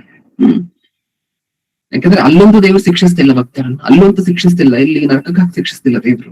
ಪರಲೋಕ ಕರ್ಕೊಳ್ತಿದ್ದಾರೆ. ಅಂದ್ರೆ ಕೊನೆಯ ಹಂತದಲ್ಲಾದ್ರೂ ನಾವು ಪರಲೋಕ ಕರ್ಕೊಳ್ತಿದ್ದಾರೆ. ಎಲ್ಲವನ್ನು ಬಿಟ್ರೆ ಖಂಡಿತವಾಗ್ಲೂ ಪರಲೋಕ ಕರ್ಕೊಳ್ತಿದ್ದಾರೆ ಮಾರ್ಪಟ್ರೆ. ಆದ್ರೆ ಈಗಾಗ್ಲೇ ಮಾಡಿರುವಂತಹ ತಪ್ಪನ್ನ ಅನುಭವಿಸ್ಬೇಕಲ್ವಾ? ಈಗಾಗ್ಲೇ ಭೂಮಿಯ ಮೇಲೆ ಮಾಡಿರುವಂತಹ ಪಾಪಗಳಿಗೆ ಪ್ರಾಯಶ್ಚಿತ್ತವನ್ನ, ಶಿಕ್ಷೆಯನ್ನ ಅನುಭವಿಸ್ಬೇಕಲ್ವಾ? ಅವಾಗ್ಲೇ ಅಲ್ವಾ ನಾವು ಕಲಿಯುವಂತಹದ್ದು. ಅದು ಈ ಸಂದೇಶ. ಇವಾಗ ಏನ್ ಅನ್ಸುತ್ತೆ? ಭಯ ಆಗತ್ತೆ. ತಪ್ಪು ಮಾಡುವುದಕ್ಕಿಂತ ಮುಂಚೆ, ಪಾಪ ಮಾಡುವುದಕ್ಕಿಂತ ಮುಂಚೆ ಭಯ ಆಗತ್ತೆ. ಒಂದ್ ವೇಳೆ ಗೊತ್ತಿಲ್ಲದೆ ಮಾಡಿದೀವಿ ಅನ್ನುವಂತಹ ನಮಗ್ ಅನ್ಸಿದ್ರು ಸಹ ಅದು ಗೊತ್ತಾಗಿದ ತಕ್ಷಣ ಬಂದು ದೇವರ ಪಾದ ಹಿಡ್ಕೊಳ್ತೀವ. ಭಯ ಪಡ್ಬೇಕು, ನಡಗಬೇಕು. ಆ ತಪ್ಪಿನ ನಿಮಿತ್ತ ಮತ್ತೆ ನಮಗ್ ಶಿಕ್ಷೆ ಆಗುವವರೆಗೂ ಅದು ಯಾವಾಗಾಗುತ್ತೋ, ಯಾವ ರೂಪದಲ್ಲಿ ಬರುತ್ತೋ, ಏನಾಗತ್ತೋ ನೋಡಿದ್ರಲ್ವಾ ನೀವು ಬೆಲ್ತಶಿದರ್ನಿ ಆಗಿತ್ತು, ಏನೇನಾಗೋಯ್ತು ಅಂತ ಹೇಳಿ. ಒಂದೇ ರಾತ್ರಿ, ಸಿಂಗಲ್ ನೈಟ್ ಸ್ಟೋರಿ, ಒಂದ್ ರಾತ್ರಿಯ ಕಥೆ ಅದು ಮುಗ್ದೋಯ್ತು. ಒಂದೇ ರಾತ್ರಿ ಹತನಾಗೋದು. ಒಂದು ದೊಡ್ಡ ಸಾಮ್ರಾಜ್ಯದ ಚಕ್ರವರ್ತಿಯನ್ನ ದೇವರು ಬೀಳಿಸ್ಲಿಕ್ಕೆ ಒಂದ್ ರಾತ್ರಿ ಸಾಕು ಅಂತ ಹೇಳಿದ್ರೆ ನಾವ್ ಯೋಚನೆ ಮಾಡ, ನಮ್ಮ ಬಗ್ಗೆ ಅಲ್ಲ, ಇಡೀ ಪ್ರಪಂಚವನ್ನ ಆಳ್ತಿದ್ದಂತಹ ಚಕ್ರವರ್ತಿಯನ್ನು ಕೆಳಗಡೆ ಬೀಳಿಸ್ಲಿಕ್ಕೆ ಆತನ ಪ್ರಾಣವನ್ನ ತೆಗೆದು ಆ ಇಡೀ ಸಾಮ್ರಾಜ್ಯವನ್ನ ಇನ್ನೊಬ್ಬರ ಕೈಯಲ್ಲಿ ಒಪ್ಪಿಸ್ಲಿಕ್ಕೆ ದೇವರಿಗೆ ಒಂದ್ ರಾತ್ರಿ ಬೇಕಾಗಿತ್ತು ಅಷ್ಟೇ. ಒಂದ್ ರಾತ್ರಿ. ಜನ ಎಲ್ಲ ಬ್ಯಾಬಿಲೋನ್ ಸಾಮ್ರಾಜ್ಯವನ್ನ ನೋಡ್ತಾ ಎಷ್ಟು ಸ್ಟ್ರಾಂಗ್ ಆಗಿದೆ ಅಲ್ವಾ, ಇದು ಅಲ್ಲಾಡಿಸ್ಲಿಕ್ಕೆ ಆಗೋದಿಲ್ಲ ಈ ಸಾಮ್ರಾಜ್ಯವನ್ನ, ಇದರ ಬೇರುಗಳೆಲ್ಲ ಆಕಾಶಕ್ಕೆ ಹೊರಟೋಗಿದೆ, ಕ್ಷಮಿಸಿ, ಇದರ ಕೊಂಬೆಗಳೆಲ್ಲ ಆಕಾಶಕ್ಕೆ ಹೊರಟೋಗಿದೆ ಅನ್ನುವಂಥ ಅಭಿಪ್ರಾಯವನ್ನು ಹೊಂದಿದ್ರು ಬ್ಯಾಬಿಲೋನ್ ಸಾಮ್ರಾಜ್ಯದ ಬಗ್ಗೆ. ಏನಾಯ್ತು? ಒಂದ್ ನೈಟ್ ದೇವ್ರಿಗೆ ಬೇಕಾಗಿದ್ದಂತಹದ್ದಷ್ಟೇ. ಹೌದಾ? ಅದಕ್ಕೋಸ್ಕರ ನಾವು ಹೆದರ್ಬೇಕು, ಭಯ ಪಡ್ಬೇಕು. ಯಾಕಂದ್ರೆ ದೇವ್ರು ಯಾವಾಗ ಬುಕ್ ತಗೊಂಡು ಲೆಕ್ಕ ಹಾಕ್ತೀನಿ ಅಂತ ಬರ್ತಾರೋ ನಮಗ್ ಗೊತ್ತಿಲ್ಲ. ನಿನ್ನ ಪಾಪಗಳನ್ನ ಯಾವತ್ತು, ಅಥವಾ ನಮ್ಮೆಲ್ಲರ ಪಾಪಗಳನ್ನ ಯಾವತ್ತು ಲೆಕ್ಕ ಹಾಕ್ತೀನಿ ಅಂದ್ರೆ, ನಾನೀಗಾಗ್ಲೇ ಹೇಳಿದೆ, ಈ ಪಾಪಗಳು ನಮ್ಮನ್ನ ಪರಲೋಕ ಈ ಮಗನಿಗೆ ಕೊಡ್ಬೇಕಾ ಬೇಡವಾ ಅನ್ನುವಂತಹದ್ದು ಡಿಸೈಡ್ ಮಾಡುವಂತಹ ಆ ಸಿಚುವೇಶನ್ ಬಗ್ಗೆ ಮಾತಾಡ್ತಿಲ್ಲ ನಾನು. ಈ ಭೂಮಿ ಮೇಲೆ ನಮ್ಗೆ ಆಗ್ಬೇಕಾಗಿರುವಂತ ಶಿಕ್ಷೆಗೆ ಯಾವತ್ತು ಲೆಕ್ಕ ತಗೊಂಡ್ ಯಾವಾಗ ಬುಕ್ ತಗೊಂಡ್ ಬರ್ತಾರೋ ಗೊತ್ತಿಲ್ಲ. ಲೆಕ್ಕ ಹೇಳು, ನಿಂದು ಆಯ್ತಲ್ವಾ, ನಿಂದು ತುಂಬತಲ್ವಾ, ಇನ್ ಕೂಡ ಇಷ್ಟು ದಿನ ಟೈಮ್ ಕೊಟ್ಟೆನಲ್ವಾ, 1 ತಿಂಗಳು ಕೊಟ್ಟೆ, 2 ತಿಂಗಳು ಕೊಟ್ಟೆ, 10 ವರ್ಷ ಕೊಟ್ಟೆ, 20 ವರ್ಷ ಕೊಟ್ಟೆ, 30 ವರ್ಷ ಕೊಟ್ಟೆ, ಇನ್ನೂ ಚೇಂಜ್ ಆಗಲ್ವಾ? ಇನ್ನೂ ಚೇಂಜ್ ಆಗಿಲ್ಲ ಅಂತ ಹೇಳಿದ್ರೆ ಈಗ ನಾವು ನೋಡುದ್ವಲ್ವಾ, ಈ ಕಾನ್ಸಿಕ್ವೆನ್ಸಸ್ ಎಲ್ಲಾನ ನಾವು ಫೇಸ್ ಮಾಡ್ಬೇಕಾಗತ್ತೆ. ಅಟ್ಲೀಸ್ಟ್ ಈಗ ತಪ್ಪು ಮಾಡಿದ ತಕ್ಷಣ ಶಿಕ್ಷೆ ಆದ್ರೆ ಅಟ್ಲೀಸ್ಟ್ ಅದ್ ಎಷ್ಟೋ ಪರವಾಗಿಲ್ಲ ಅಂತ ಅನ್ಬೋದೇನೋ. ಇದನ್ನ ನೋಡಿದ್ರೆ ಎಲ್ಲ ಸೇರಿಸಿ ಒಟ್ಟಿಗೆ ಆಗತ್ತಲ್ವ, ಅದನ್ನ ಮಾತ್ರ ತಡ್ಕೊಳ್ಲಿಕ್ಕೆ ಆಗೋದಿಲ್ಲ. ಆ ಸಿಚುವೇಶನ್ ನಮ್ ಯಾರ ಜೀವನದಲ್ಲಿ ಸಹ ಬರಬಾರದು ಅಂತ ಹೇಳಿ ಕೋರ್ತಿದ್ದೀನಿ, ಆಶಿಸ್ತಿದ್ದೀನಿ. ಅದು ಬರಬಾರದು ಅಂದ್ರೆ ನಾವೇನ್ ಮಾಡ್ಬೇಕು? ಹೆದರ್ಬೇಕು.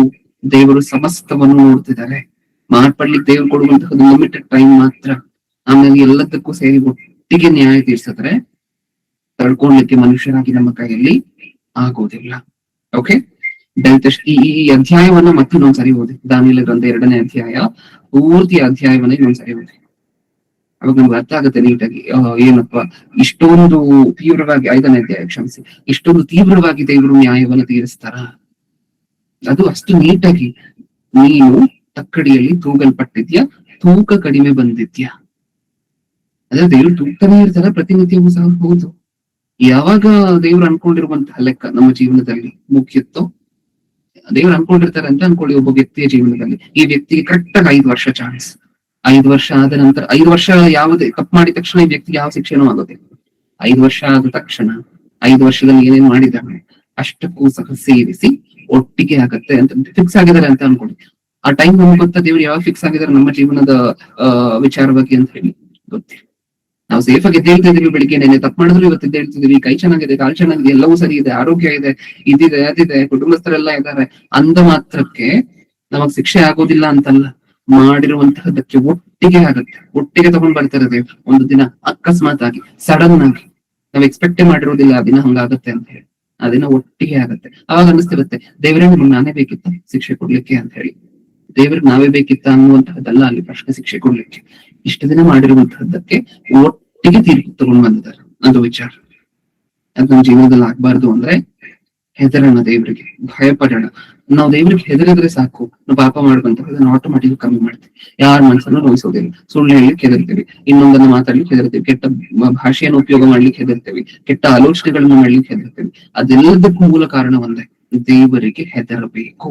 ಇದನ್ನೆಲ್ಲ ಏನಕ್ಕೋಸ್ಕರ ಇಷ್ಟು ಡೀಟೇಲ್ ಆಗಿ ಬರ್ಸಿದಾರೆ ಅಂದ್ರೆ, ಇಡೀ ಪ್ರಪಂಚವನ್ನ ಆಳ್ತಿದ್ದಂತಹ ಸಾಮ್ರಾಜ್ಯವನ್ನ ತಲೆ ಕೆಳಗೆ ಮಾಡಿದ್ರು ಒಂದೇ ಸರಿ ದೇವ್ರು. ಅದನ್ನ ಏನಕ್ಕೋಸ್ಕರ ಬರ್ಸಿದ್ದಾರೆ ಅಂದ್ರೆ, ನೀವು ನೋಡಿ ಹೆದರಿ. ಒಂದು ಸಾಮ್ರಾಜ್ಯವನ್ನು ತಲೆ ಕೆಳಗೆ ಮಾಡ್ಲಿಕ್ಕೆ ನನಗೆ 1 ರಾತ್ರಿ ಸಾಕಾಯ್ತು, ನಿಮ್ಮ ಜೀವನಗಳನ್ನ ತಲೆ ಕೆಳಗಡೆ ಮಾಡ್ಲಿಕ್ಕೆ ಎಷ್ಟು ಬೇಕಾಗತ್ತೆ ದೇವರಿಗೆ ಅನ್ನುವಂಥದ್ದು ನಮಗ್ ಅನ್ನಿಸ್ಬೇಕು. ನಮ್ಮ ಜೀವನಗಳನ್ನ ತಲೆ ಕೆಳಗಡೆ ಮಾಡ್ಲಿಕ್ಕೆ ಎಷ್ಟೊತ್ತು ಬೇಕು ದೇವರಿಗೆ ಅನ್ನುವಂಥದ್ದು ನಮಗ ಭಯ ಇರ್ಬೇಕು. ಹೌದಾ? ಹೆದರೋಣ ದೇವರಿಗೋಸ್ಕರ. ಆಟೋಮ್ಯಾಟಿಕ್ ಆಗಿ ಹೆದರಿದ್ರೆ ಆಟೋಮ್ಯಾಟಿಕ್ ಆಗಿ ನಾವು ಮಾಡ್ಬೇಕಾಗಿರ್ಬೋದನ್ನ ಮಾಡ್ಕೊಂಡಿರ್ತೀವಿ. ಓಕೆ, ಕಣ್ಮುಚ್ಚಿ ಪ್ರಾರ್ಥನೆ ಮಾಡಿ ಮುಗಿಸ್ಕೊಂಡು. ಪ್ರೀತಿಯುಳ್ಳ ಪರಲೋಕದಲ್ಲಿರುವ ನಮ್ಮ ತಂದೆ, ಹೌದು ಅಪ್ಪ, ಚರಿತ್ರೆಯನ್ನು ಓದಿದಾಗ್ಲೇ ಚರಿತ್ರೆಯಲ್ಲಿ ನೀವು ತಗೊಂಡಂತಹ ತೀರ್ಪುಗಳು, ಚರಿತ್ರೆಯಲ್ಲಿ ನೀವು ತಗೊಂಡಂತಹ ನಿರ್ಣಯಗಳು, ನೀವು ಕೈಗೊಂಡಂತಹ ಕಾರ್ಯಕ್ರಮಗಳು ಕಂಡು ಬರುತ್ತೆ. ಈ ಚರಿತ್ರೆಯನ್ನ ನೀವು ನಮ್ಮ ಒಳ್ಳೆದಿಗೋಸ್ಕರನೇ ಇಟ್ಟಿದ್ದೀರಾ ಅಂತ ಹೇಳಿ ನಮ್ಗೆ ಗೊತ್ತಾಗ್ತದೆ. ನೆಬೂಕದ್ನೆಚ್ಚರನಿಗೆ ಏನಾಯ್ತು ಅಂತ ಬರ್ಸಿದ್ದೀರಾ, ಬೆಲ್ಶಚ್ಚರನಿಗೆ ಏನಾಯ್ತು ಅಂತ ಹೇಳಿ ಬರ್ಸಿದ್ದೀರಾ. ಒಂದೇ ಒಂದು ದಿನದಲ್ಲಿ, ಒಂದು ರಾತ್ರಿಯಲ್ಲಿ ತನ್ನ ಜೀವವನ್ನು ತೆಗೆದು ಆ ಸಾಮ್ರಾಜ್ಯವನ್ನ ಇನ್ನೊಂದು ರಾಜನಿಗೆ ಒಪ್ಪಿಸ್ತಿರಲಿ. ಇಡೀ ಪ್ರಪಂಚವನ್ನ ಆಳ್ತಿದ್ದಂತಹ ಒಂದು ಸಾಮ್ರಾಜ್ಯವನ್ನು ಕೆಳಗುರುಳಿಸ್ಲಿಕ್ಕೆ ನಮ್ಗೆ ಬೇಕಾಗಿದ್ದಂತಹ ಒಂದು ರಾತ್ರಿ ಮಾತ್ರ. ಅವ್ರು ಮಾಡಿರುವಂತಹ ಅಷ್ಟು ತಪ್ಪಿನ ನಿಮಿತ್ತ ಒಂದೇ ಒಂದು ದಿನ ನ್ಯಾಯ ತೀರ್ಪು ತಗೊಂಡ್ ಬರ್ತೀರ, ಒಂದೇ ಒಂದು ದಿನ ತೀರ್ಪಿಗೆ ತಗೊಂಡ್ ಬರ್ತೀರ, ಒಂದೇ ಒಂದು ದಿನ ಶಿಕ್ಷೆಗೆ ತಗೊಂಡ್ ಬರ್ತೀರ. ಇದನ್ನ ನಾವು ಗುರುತಿಸಿ ನಮ್ಮ ಜೀವನದಲ್ಲಿ ತಪ್ಪು ಮಾಡಿದ ತಕ್ಷಣ ಶಿಕ್ಷೆ ಆಗ್ತಿಲ್ಲ ಅಂದ ಮಾತ್ರಕ್ಕೆ ಆ ತಪ್ಪನ್ನ ಮುಂದುವರಿಸದೆ, ಅದಕ್ಕಿಂತ ದೊಡ್ಡ ತಪ್ಪನ್ನ ಮಾಡದೆ, ಹೆದರಿ ಭಯಪಟ್ಟು ಪ್ರತಿಯೊಂದೊಂದು ತಪ್ಪನ್ನು ದೇವರು ನೋಡ್ತಿದ್ದಾರೆ. ಪ್ರತಿಯೊಂದೊಂದು ತಪ್ಪನ್ನು ಸಹ, ತಪ್ಪಿಗೂ ಸಹ ನ್ಯಾಯವನ್ನು ದೇವರು ತೀರಿಸ್ತಾರೆ ನಮ್ಮ ಜೀವನದಲ್ಲಿ. ಅದರ ಪ್ರಾಯಶ್ಚಿತ್ತವನ್ನ ನಾವು ಅನುಭವಿಸಲೇಬೇಕು ಅನ್ನುವಂಥದ್ದನ್ನು ನಾವು ಗುರುತಿಸಿ ಹೆದರಿ ಭಯಭಕ್ತಿಯುಳ್ಳವರಾಗಿ ಜೀವನ ನಡೆಸುವಂತಹ ಮಕ್ಕಳಾಗಿ ನಮ್ಮನ್ನು ಮಾರ್ಪಡಿಸಿ, ಕೇಳಿರುವಂತಹ ಪ್ರತಿಯೊಬ್ಬೊಬ್ಬರಿಗೂ ಸಹ ತಾವು ಕೇಳಿರುವಂತಹ ಸಂದೇಶದ ಮೇಲೆ ಭಯ, ತಾವು ಕೇಳಿರುವಂತಹ ಸಂದೇಶದ ನಿಮಿತ್ತ ನಿಮ್ಮ ಮೇಲೆ ಭಯ ಏರ್ಪಡುವಂತೆ ಕೃಪೆ ಕೊಡಿ. ತಮ್ಮ ಜೀವನದಲ್ಲಿ ತಾವು ಕೇಳಿರುವಂತಹ ಸಂದೇಶಗಳನ್ನ ಅಳವಡಿಸ್ಕೊಳ್ಳಿಕ್ಕೆ ಬೇಕಾಗಿರುವಂತಹ ಅವಕಾಶಗಳನ್ನು ಕೊಟ್ಟು ನಡೆಸಿ. ಅಪ್ಪ, ನಮ್ಮನ್ನು ಪ್ರತಿನಿತ್ಯವೂ ಸಹ ದೈವ ಸಂದೇಶದಲ್ಲಿ ನಡೆಸ್ತಿರುವಂತಹ ಎಲ್ಲ ದೈವ ಸಂದೇಶಕರು, ಅವರ ಕುಟುಂಬಗಳು, ಅವರ ಆರೋಗ್ಯ ಪರಿಸ್ಥಿತಿ, ಅವರ ಅನಿವಾರ್ಯತೆ ಪ್ರತಿಯೊಂದು ನೀವು ಚಿತ್ತಾನುಸಾರವಾಗಿ ಪೂರೈಸ್ತೀರಾ ಅನ್ನುವಂತಹದ್ದನ್ನ ನಾವು ನಂಬ್ತಿದ್ದೀವಿ. ರಾಮನವರು, ಅವರ ಪ್ರಯಾಣ, ಅವರ ಸೇವೆ ಪ್ರತಿಯೊಂದನ್ನು ಸಹ ನೀವು ಹತ್ತಿರವಿದ್ದು ಎಲ್ಲವನ್ನೂ ಸಹ ನೀವು ನೋಡ್ಕೊಂಡು ಮುಂದೆ ಕರ್ಕೊಂಡು ಹೋಗ್ತಿದ್ದೀರಾ ಅನ್ನುವಂತಹದನ್ನ ನಾವು ನಂಬ್ತಿದ್ದೀವಿ. ಹಾಗೆ ಅಪ್ಪ, ಆರೋಗ್ಯ ಸಮಸ್ಯೆ ಇರುವಂತಹ ಪ್ರತಿಯೊಬ್ಬೊಬ್ಬರು, ಸುರೇಶ್ ಅಣ್ಣ ಆಗಿರ್ಬಹುದು, ಇಮಾನುವೇಲ್ ಅಂಕಲ್ ಆಗಿರ್ಬೋದು, ಇವರೆಲ್ಲರಿಗೂ ಸಹ ಅತಿ ಬೇಗನೆ ಚೇತರಿಕೆಯನ್ನ ನೀವು ಕೊಡ್ತೀರಾ ಅನ್ನುವಂತಹದನ್ನ ನಾವು ನಂಬ್ತಿದ್ದೀವಿ. ಈ ಕಾರ್ಯಕ್ರಮವನ್ನ ಶಿಸ್ತುಬದ್ಧವಾಗಿ, ಕ್ರಮಬದ್ಧವಾಗಿ ನಡೆಸ್ಕೊಂಡು ಹೋಗ್ತಿರುವಂತಹ ನಮ್ಮ ಮಗಳು ರೇಖಾ ಆಂಟಿ ಅವರಿಗೋಸ್ಕರ ಪ್ರಾರ್ಥನೆ ಮಾಡ್ತಿದ್ದೇನೆ. ಅವ್ರಿಗೆ ನೀವು ಕೊಟ್ಟಿರುವಂತಹ ಕುಟುಂಬ, ಅವ್ರಿಗೆ ನೀವು ಕೊಟ್ಟಿರುವಂತಹ ಸಮಸ್ತವನ್ನು ಸಹ ನೀವು ನೆನಪು ಮಾಡಿಕೊಂಡು ಪ್ರತಿಯೊಂದರಲ್ಲೂ ಸಹ ನಿಮ್ಮ ಚಿತ್ತಾನುಸಾರವಾಗಿ ಏಳಿಗೆಯನ್ನು, ಅಭಿವೃದ್ಧಿಯನ್ನು ತಗೊಂಡ್ ಬರ್ತೀರಾ. ಆತ್ಮಕ್ಕೆ ಸಂಬಂಧಪಟ್ಟಿರುವಂತಹ ಜ್ಞಾನದಲ್ಲಿ ಇನ್ನೂ ಹೆಚ್ಚಾಗಿ ಬೆಳೆಸ್ತೀರಾ ಅನ್ನುವಂಥದ್ದನ್ನ ನಾವು ನಂಬ್ತಿದ್ದೇವೆ. ಪ್ರತಿನಿತ್ಯವೂ ಬೆಳಿಗ್ಗೆನೆ ಎದ್ದು ನನ್ನ ದೇವರ ಮಾತುಗಳನ್ನ ನಾನು ಕೇಳಬೇಕು ಅನ್ನುವಂತಹ ಹಂಬಲದಿಂದ ಇಷ್ಟು ಜನ ಬಂದು ಸೇರ್ತಿದ್ದಾರೆ ಅಪ್ಪ. ಈ ಕಾರ್ಯಕ್ರಮದಲ್ಲಿ ಕಷ್ಟಪಡ್ತಿರುವಂತಹ ಎಲ್ಲರಿಗೂ ಸಹ ತಮ್ಮ ನಿದ್ರೆ ನಿಮಿತ್ತ ಅಥವಾ ತಮ್ಮ ನಿದ್ರೆ ಇಲ್ಲ ಅಂತ ಹೇಳಿದ್ರು ಪರವಾಗಿಲ್ಲ, ನಾನು ದೇವರ ವಾಕ್ಯವನ್ನು ಕೇಳಬೇಕು, ಇದು ನನ್ನ ಮುಖ್ಯವಾಗಿರುವಂತಹದ್ದು ಅನ್ನುವಂತಹ ಆ ಪ್ರಾಮುಖ್ಯತೆಯನ್ನು ನಿಮ್ಮ ವಾಕ್ಯಕ್ಕೆ ಕೊಟ್ಟು ಬರ್ತಿರುವಂತಹ ಪ್ರತಿಯೊಬ್ಬೊಬ್ಬರ ಮಕ್ಕಳು, ಅವರ ಮನಸ್ಸನ್ನ ನೀವು ನೋಡ್ತಿದ್ದೀರಾ. ಅವ್ರಿಗೆ ಬರ್ಬೇಕಾಗಿರುವಂತಹ ಪ್ರತಿಫಲವನ್ನ ನೀವು ಸಲ್ಲಿಸ್ತೀರಾ ಅನ್ನುವ ನಾವು ನಂಬ್ತಿದ್ರಿ. ಎಲ್ಲವನ್ನು ನಿಮ್ಮ ಕರೆದಲ್ಲಿ ಒಪ್ಪಿಸ್ಕೊಡ್ತಾ ನನ್ನ ಪ್ರಾರ್ಥನೆ ಯೇಸು ಕ್ರಿಸ್ತರ ನಾಮದಲ್ಲಿ ಸಮರ್ಪಿಸಿ ಬೇಡಿಕೊಳ್ಳುತ್ತಿದ್ದೇನೆ, ಪರಲೋಕದಲ್ಲಿರುವ ನಮ್ಮ ತಂದೆಯೇ. ನಮ್ಮ ತಂದೆಯಾದ ದೇವರ ಪ್ರೀತಿ, ನಮ್ಮ ರಕ್ಷಕರು, ವಿಮೋಚಕರು, ಸ್ವತಃ ದೇವರು ಆಗಿರುವಂತಹ ಯೇಸು ಕ್ರಿಸ್ತರ ಕೃಪೆಯು, ಪರಿಶುದ್ಧಾತ್ಮ ದೇವರ ಅನ್ಯೋನ್ಯ ಸಹವಾಸ ಇಂದು ಎಂದು ಸದಾ ಕಾಲವು ನಮ್ಮೆಲ್ಲರೊಂದಿಗೂ ಇರಲಿ. ಆಮೆನ್. ಆಮೆನ್.